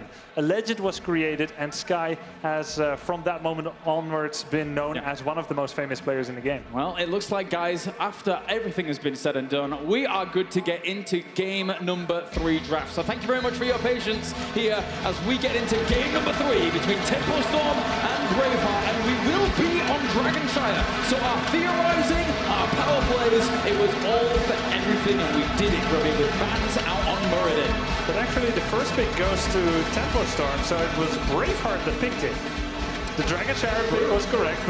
So after the last game, they feel confident, it seems like. Yeah, for a split map situation. I mean, they did use that Brightwing to great effect. And to be honest, they love to fight no matter what. They love to rotate, get into small skirmishes. What better map than Dragon Shower to do that between the mid and bottom lane in particular, which are very close together. And they're also banning out Uther. They've shown they're very comfortable playing Brightwing. Braveheart is, so it's a very nice support to take away. Yeah, don't want to have to deal with Uther being a nuisance on this map. They're getting that Divine Shield down on, being able to secure that Dragon Knight. Very, very powerful play. And that means now, if they do want to go down the Brightwing path, we're going to have to see Tempo Storm taking another route for their support. Now, what we expect here is probably Jaina coming out first. They did want to take first pick, so it's either Abathur or Jaina probably. It's going to be Jaina, the most reliable ranged assassin pretty much in the game. No more Sonya first pick. Is the Sonya craze going to continue though? Because it seems that they really like it right now. We definitely could see it down the line for sure here. It's always kind of been prevalent in a lot of Korean meta. We saw it for a while. It did fall off a little bit here and there. I like what Tempo Storm is doing here. Just now they faced off twice against Jaina Merdin. Two difficult compositions. They're now trying to grow root in the rocks and break apart the composure of Team Braveheart, removing both Merdin and Jaina by a ban and a pick respectively. So we have no idea how Braveheart reacts in a situation like this. And they're going to react with a Tyrande to start things off. So a very, very aggressive pickup here, going all the way back to, I say, this morning. we had YL being also aggressive with Tyrande. One of the crazy things about picking Tyrande like this is that we've seen Chinese teams quite a bit play with single healer Tyrande, which is very unusual. You don't really almost ever see this. They seem to really like it. And there's a lot you can do with it. She's such a good utility hero. She's going to be providing for some healing. She's going to have a stun as well. ETC. So we're going to be seeing these two once again being used together here. I have a bit of a feeling that Braveheart had a little bit of a chit-chat with Team YL, perhaps in the last week, just discussing what they all think is good, because this is a carbon copy of one of the drafts that Team YL has done before. So far, definitely. I mean, also overall, ETC here, he's in a very, very interesting pickup, something that the Chinese teams have been presenting to the table. Power Slide is something that if you buff into it, level 1 and level 4, is very powerful on smaller maps when you have good gank potential. Yeah, the thing about ETC is that if you're dismounted already, you see him coming towards you and he's mounted, you know that you're going to get hit by Power Slide, knockback. Tyrande is going to be getting right in there. Lunar Flare, Hunter's Mark, and then you go down very quickly. But even down the line, Shadow Stalk plus Mosh Pit, we've seen that work out very well in some games and crash down and burn in some other. Yeah, exactly. Dignitas. And it works out so well that you need something supremely good at defense. And we almost always see Tyrael being picked up here as a defense when Uther is not available. He has the only hard protection against area of effect abilities. So I could expect seeing Tyrael coming out here for Team Tempo Storm. Johanna is going to be the next pickup here for Tempo Storm, and then they go into Zagara. So it looks like here, wanting vision of those kind of rotations is something that's very important. And of course, devouring Maul on ETC or on all the assassins going to follow up on the Mosh Pit. So, all right, they're going on a completely different tack. It could be a great disengage and isolate as well. You know, we talked a little bit about how some Chinese teams, or pretty much all of them, the two that we have here, they play very aggressive. Even going back to, I guess, the Warcraft 3 days, Chinese teams have always been known to play very aggressive, and it really seems no different here. Braveheart and YL both love to fight a lot here. So again, here with that Dragon Shower pick and opening with the Tyrande and ETC, they're going to want to look to out-rotate their opponent and keep on killing them. Ban out onto Rehgar, trying to limit their opponent's support capabilities here. But Tempo Storm, they have shown that they're happy to go for something like a Malfurion, and in game number 1, they did have success with it. So maybe they're trying to pigeonhole them into Malfurion. I knew you were going to use that word. Thank you very much, man. I know you do. To be honest, it's perfectly described here. When you have ETC and Tyrande at the front that are going to be able to isolate somebody and take him down very quickly, Rehgar would have been a great help with ancestral healing, and if he went for just healing talents in general, you know, healing surge and all that. So yeah, it could be a very good ban here from them. So maybe they want a Nubarak here against the Force Malfurion, shutting down some of that tranquility. Kael'thas is going to be the first one with more stuns. Stuns the name of the game so far. Kael'thas, ETC, and Tyrande. We've got one more coming out here. It could be a Nubarak, it could be another support, it could be Tassadar. There we have lots of options. Kael'thas, of course, one of the biggest damage dealers in the entire game with Flame Strike, and Living Bomb, importantly, is able to chain when you get it going. Even later on in the game, when you have like Arcane Barrier to keep yourself alive, it's a very, very powerful talent to keep going. But, you know, looking at how this is playing out here, this is overall a very interesting draft. I still think that maybe they were trying to push them down towards that Malfurion pick, but at the same time, they only have one pick left, and if they didn't pick up the healer with an Anu Barak, then they still would leave that open Tempo Storm. So I've kind of abandoned that thought for now. Yeah, it's going to be a Tyrande solo healer, do you think, no matter what? They well, it looks like a copy, right, from Team YL. Yeah. And they have Tyrael as kind of a secondary support, Sanctification, Righteousness, that shield. Now up to Tempo Storm with the final 2 picks. Which healer, and are they going to take another warrior? That's a good question. They do have quite a bit of options available to them. The healer, obviously, what is it going to be? It's going to be, well, they're going to start things with Zeratul. Wow, okay. An explosive pick coming up here for Tempo Storm. And it has to be Malfurion, right? I mean, they've got Void Prison, Devouring Maw. You want to place an Entangle under that. You've got great healing. This can actually be Brightwing. Wow, okay, so in essence, almost they could have been potentially taking it away from Braveheart here overall, and now this leaves Braveheart in a very odd position. I mean, with Zeratul there, I don't even mind a Tassadar as something to couple up. We've seen Tassadar Tyrande as a very, very strong duo support. Pigeonholed into a flying support, that's what happened, man. We actually saw this coming from them, didn't we? Against Team DK on Battlefield of Eternity, Zeratul and Brightwing there being used together, Dreadnought and Zuna. Oh, you call it. Pigeonhole, all right. It makes sense, right? Having Mental Acuity as the potential there against Zeratul, and also, as I said before, we have seen Tyrande as well as Tassadar acting almost as if a full support, but then still having themselves some damage to be able to mix in. Yeah, exactly.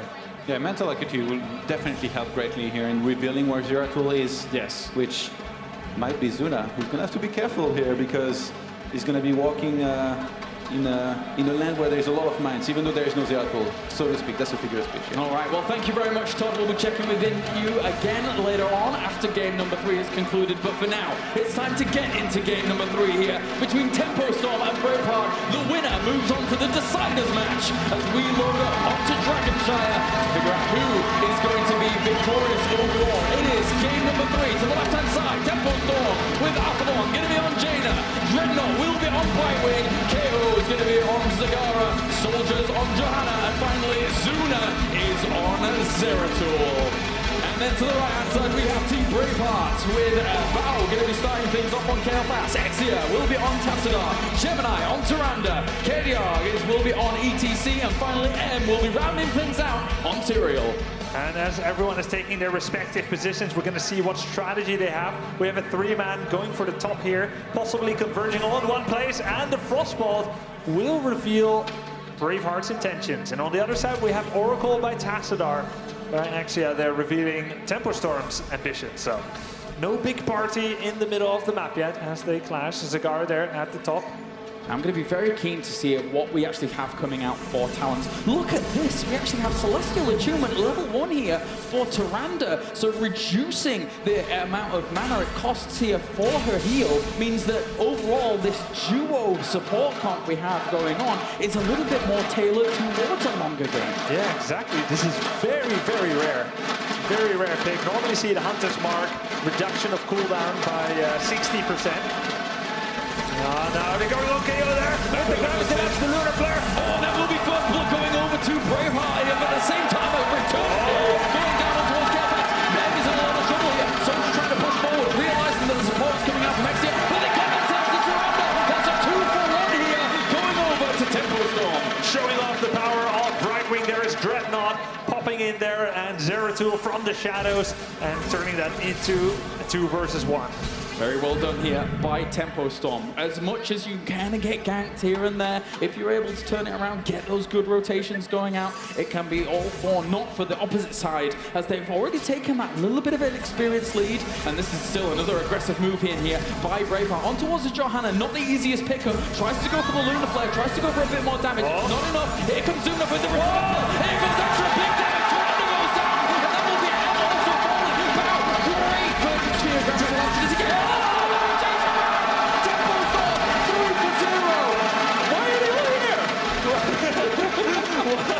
Does Tempo Storm have everyone here?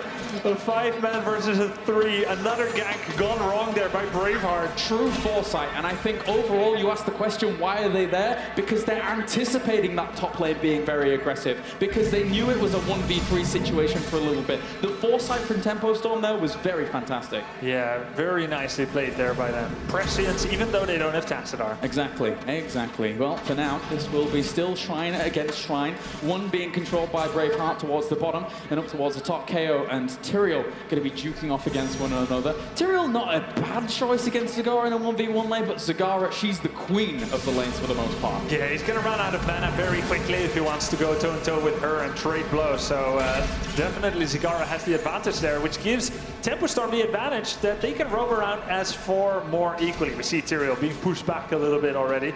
He wants to go steal that Shrine prep, possibly. Will be mental if it's coming out level 4 here by Tassadar, so able to keep eyes. Brightwing at the bottom lane being pursued.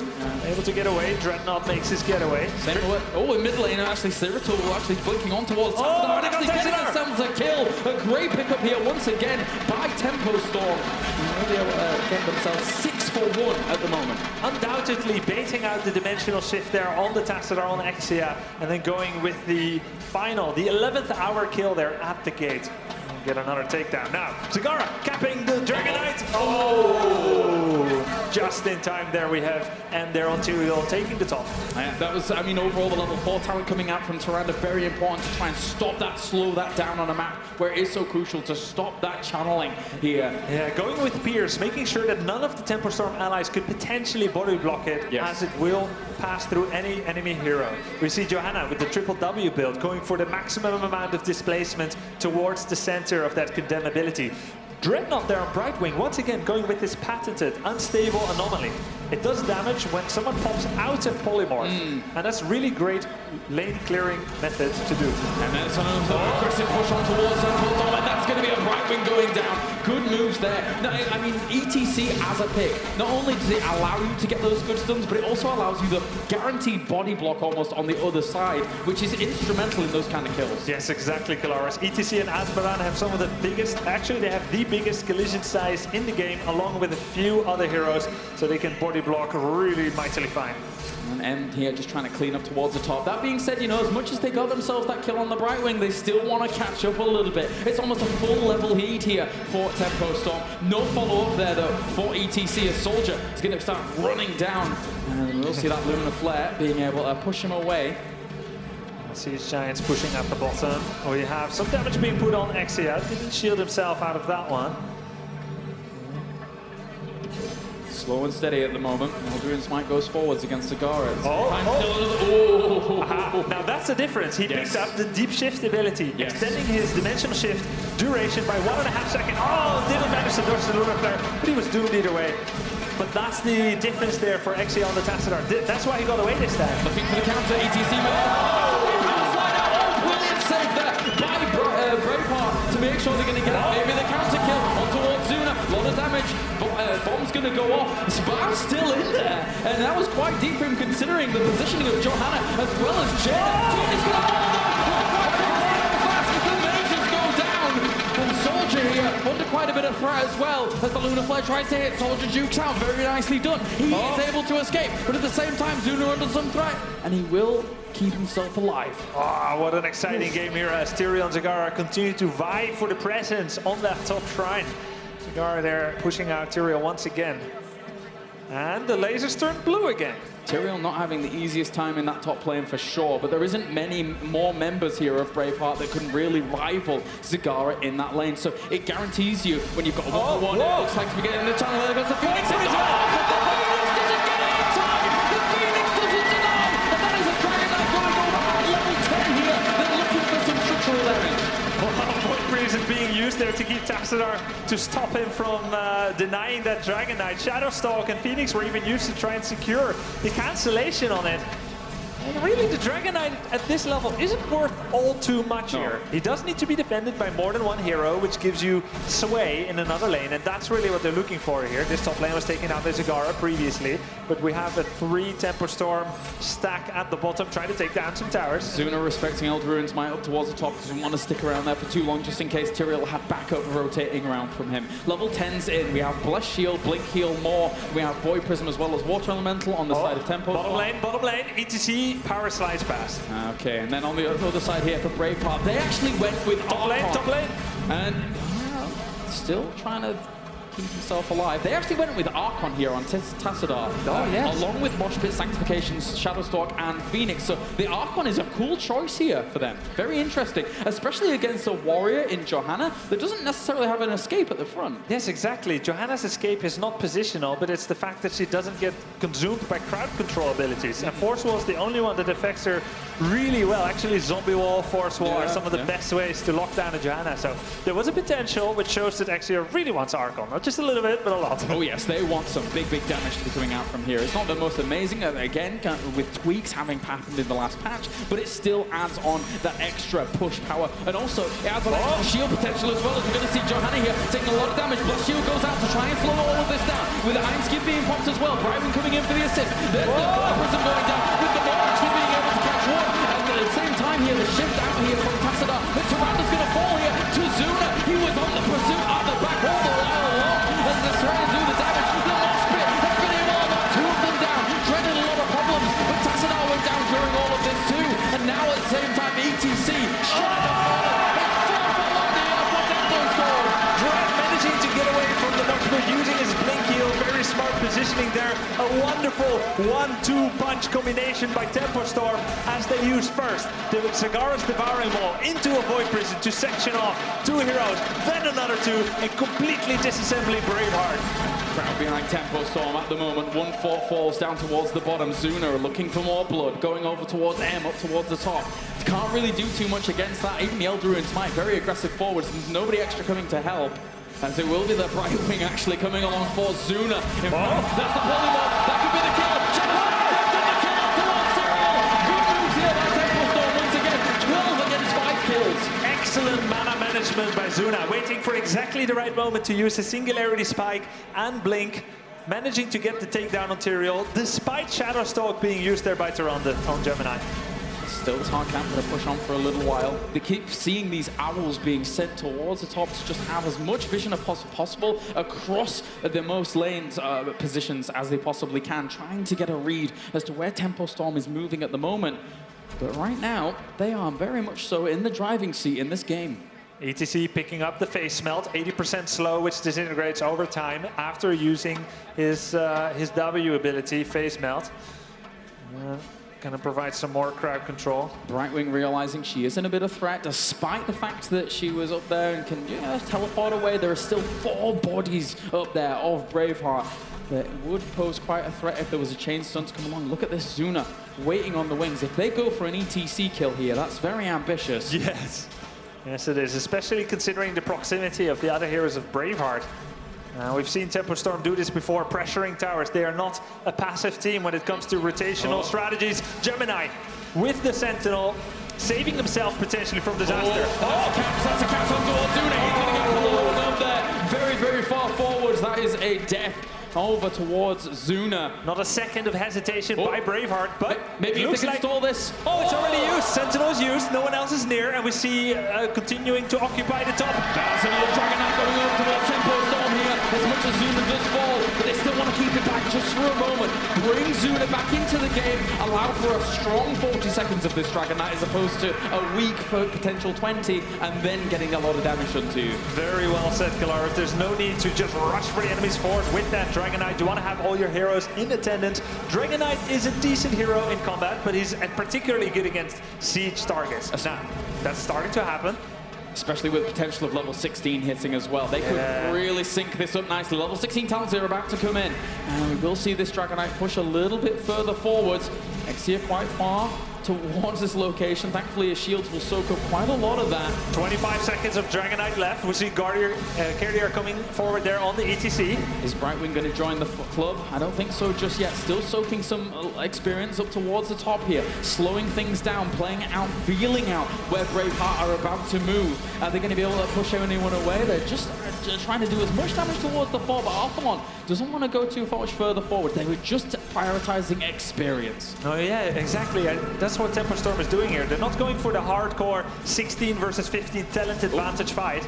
They just want to race to level 20. Why is he so far forward? Teleporting him towards Zeratul here. He's looking for a Void Prism going up towards ETC. Great question. ETC is going to have to follow up with his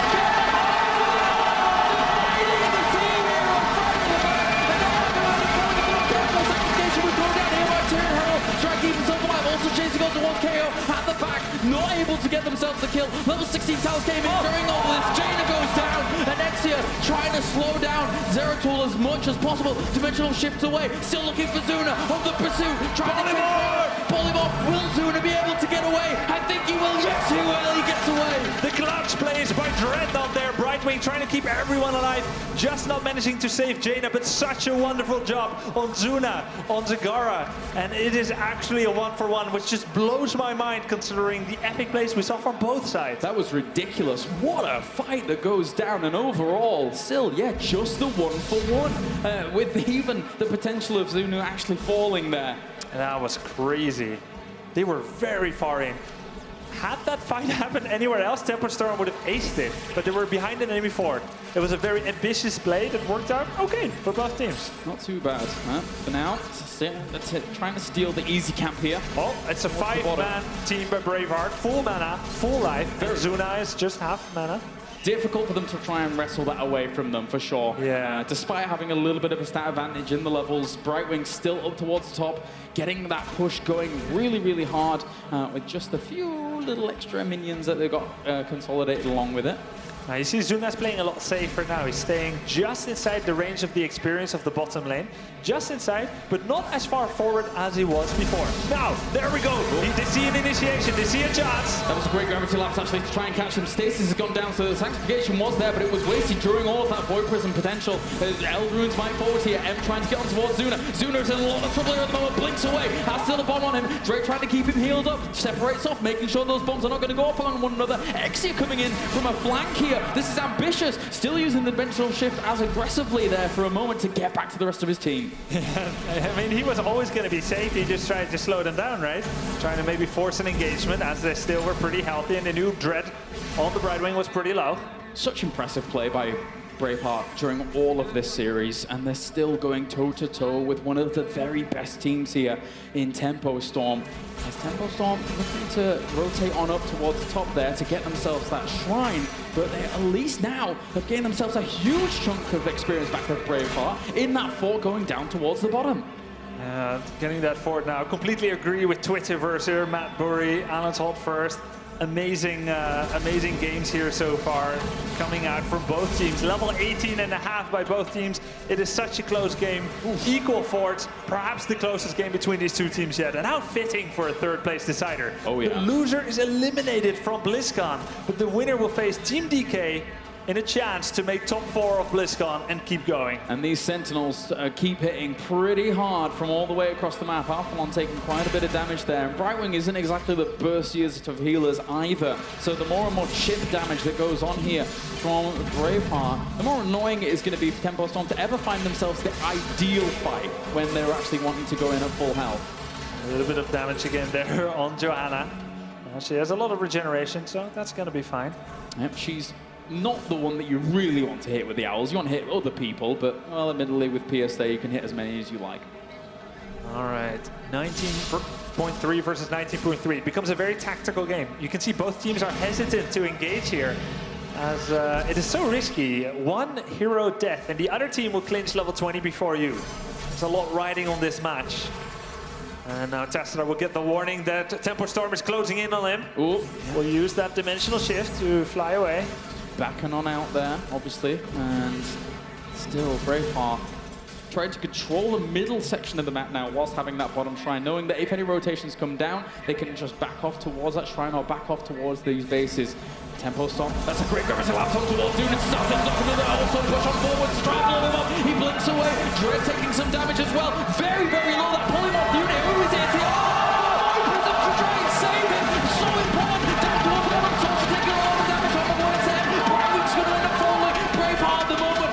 1-for-0 trade, but they could have got a lot more during that. Yes, exactly. That was wonderfully played by Dreadnought, but it was just not enough as he had to pop left and right. Very smart play, but it's Braveheart who should be commended here for an excellent engagement, using the Shadow Stalk, making ETC invisible, and getting the jump on Zuna, which in the end forced Brightwing to make those plays. They got themselves a level 20 talents coming in as well. Double bolt there. They're taking the Dragon Knight as well. That's their first Dragon Knight here of this series game so far, and that is going to put on a lot of pressure. A level 20 Dragon Knight with their entire team up as well. They are going to try and make good use of this, Grubby. Yeah, the crowd is packed here. We've got people standing where chairs are not available to see the epic conclusion of this third game of Braveheart versus Tempo Storm. And Brightwing is still down. It's a 5 versus 4, and they're pushing in with the Dragon Knight. And it looks like they might get a keep. Yeah, looking for it at the moment. Zuna just blinking and using Wormhole, getting away, trying to get some chipping damage once again himself, trying to slow their opponents down for as long as possible. With this Dragon Knight going down, using Shadow Stalk here to maybe even disengage, but at the same time now Brightwing is back. So click of a finger on towards Zuna, giving themselves a shield, gonna chase away Braveheart.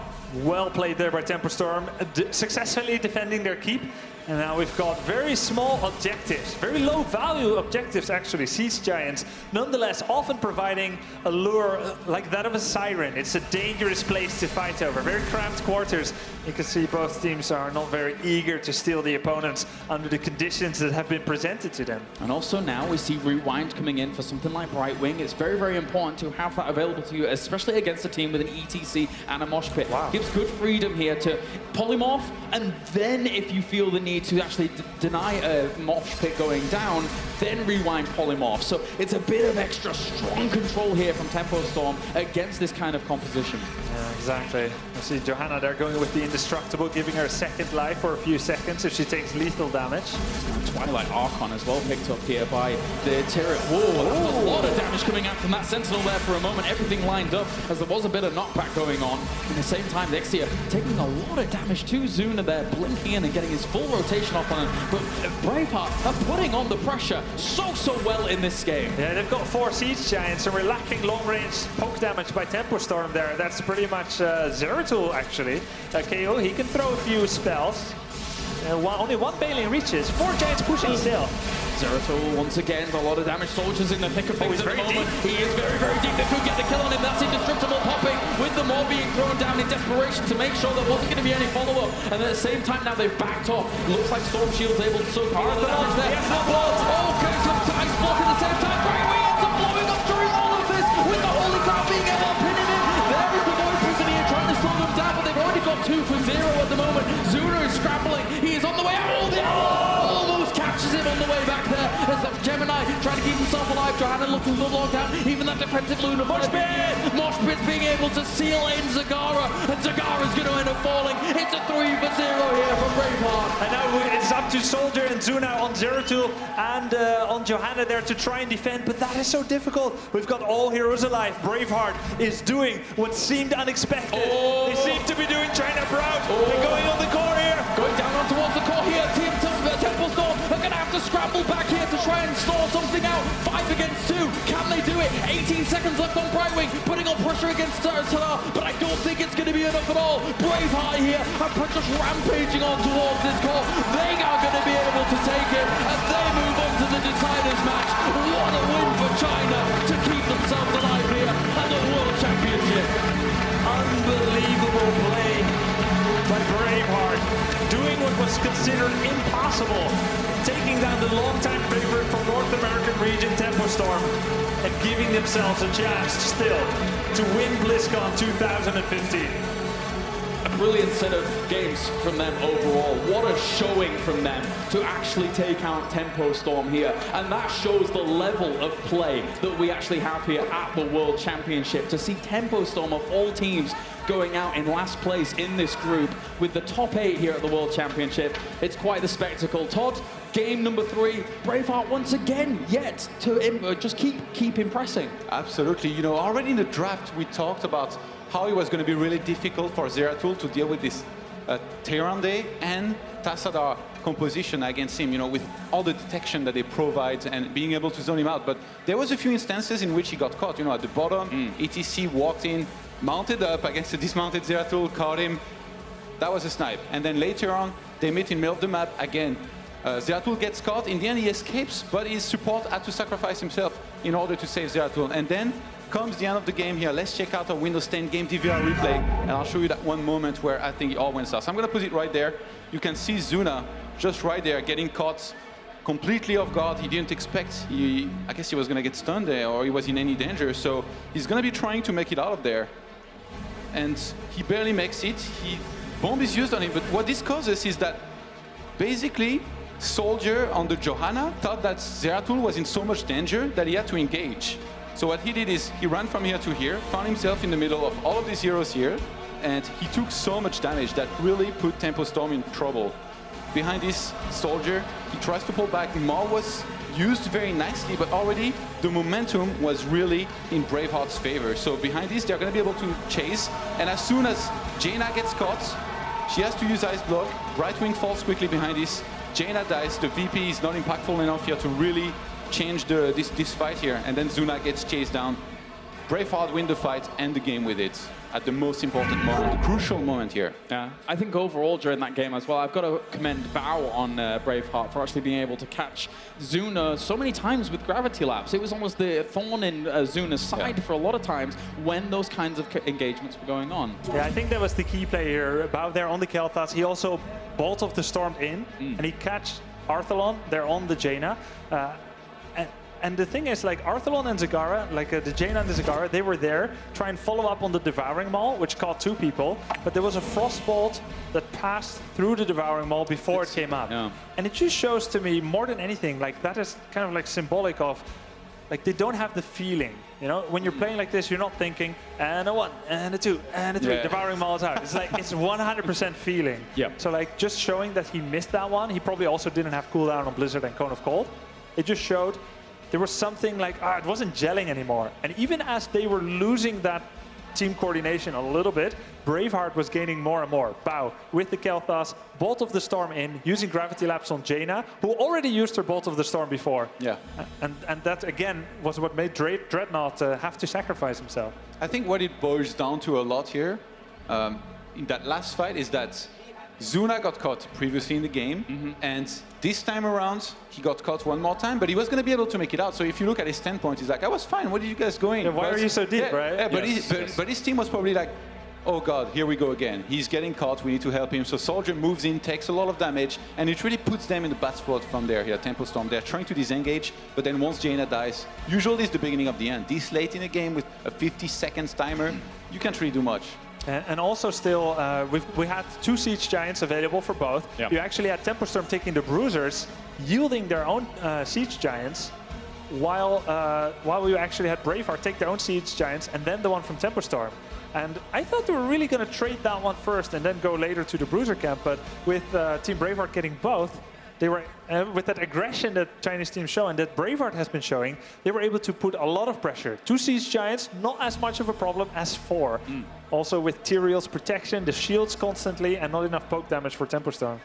It was a very interesting conclusion overall, with Braveheart showing that they're able to round things out with an aggressive stance all in all, just in true Chinese fashion. Let's check out the brackets to see exactly where we are so far in the tournament. And we can see here for Group A, we have confirmed our next match, which will be coming up right after this. It will be Team YL going up against Dignitas. So the rematch, I'm sure a lot of us are hyped for that one. And the Chinese teams really showing up here today after having lost both of the opening match last week. And then we go over to Group B here as we see Braveheart now going down into that lower position to make sure they're going to fight off against Team DK, who fell victim to Na'Vi during that opening week. So once again here, we're now finding our position and finding out who our semi-finalists are going to be. So China versus Korea. Then we have obviously China going up against Europe once again. It's going to be some good games, Grubby. Yeah, exactly, and I can't wait to see them. It's going to be oh so exciting. Two teams that we haven't seen yet today, Team Navi. Let's take actually a look at the schedule to see who are going to be facing each other now.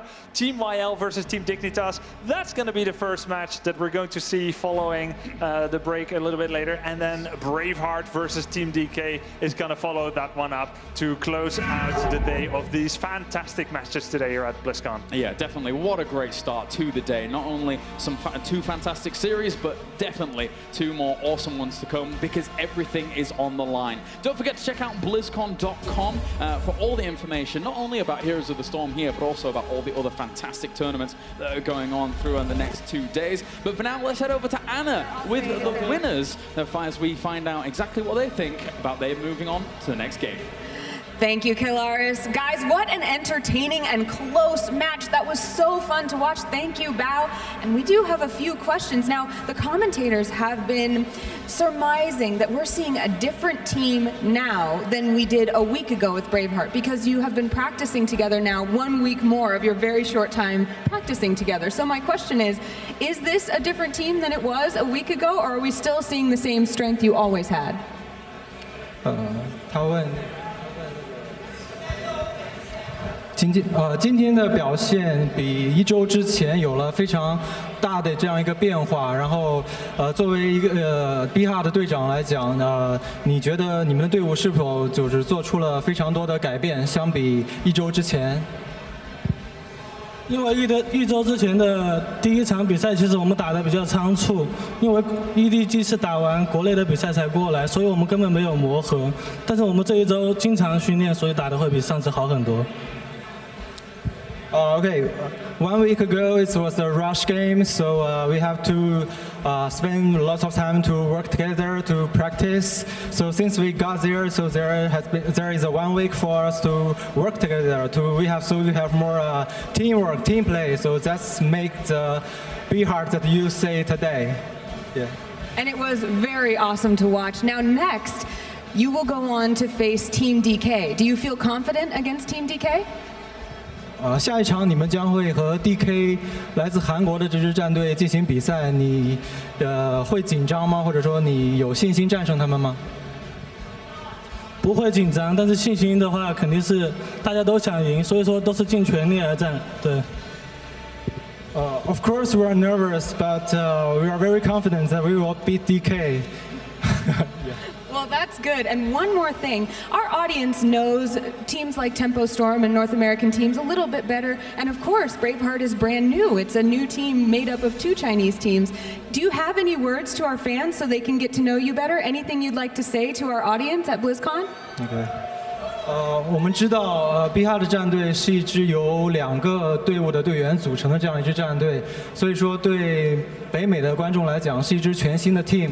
那么你有什么话对现场的观众说，让大家更好的记住你、认识你？我们是一支新组的战队，但是我们很努力，我们一定会打出更好的成绩。谢谢大家。We're a new team, but we play hard, we work hard. We hope you guys will remember us through every game that we played. Thank you all. Thank you very much, and again, congratulations. Guys, we're going to be back with more Heroes of the Storm in just a moment, so stay tuned.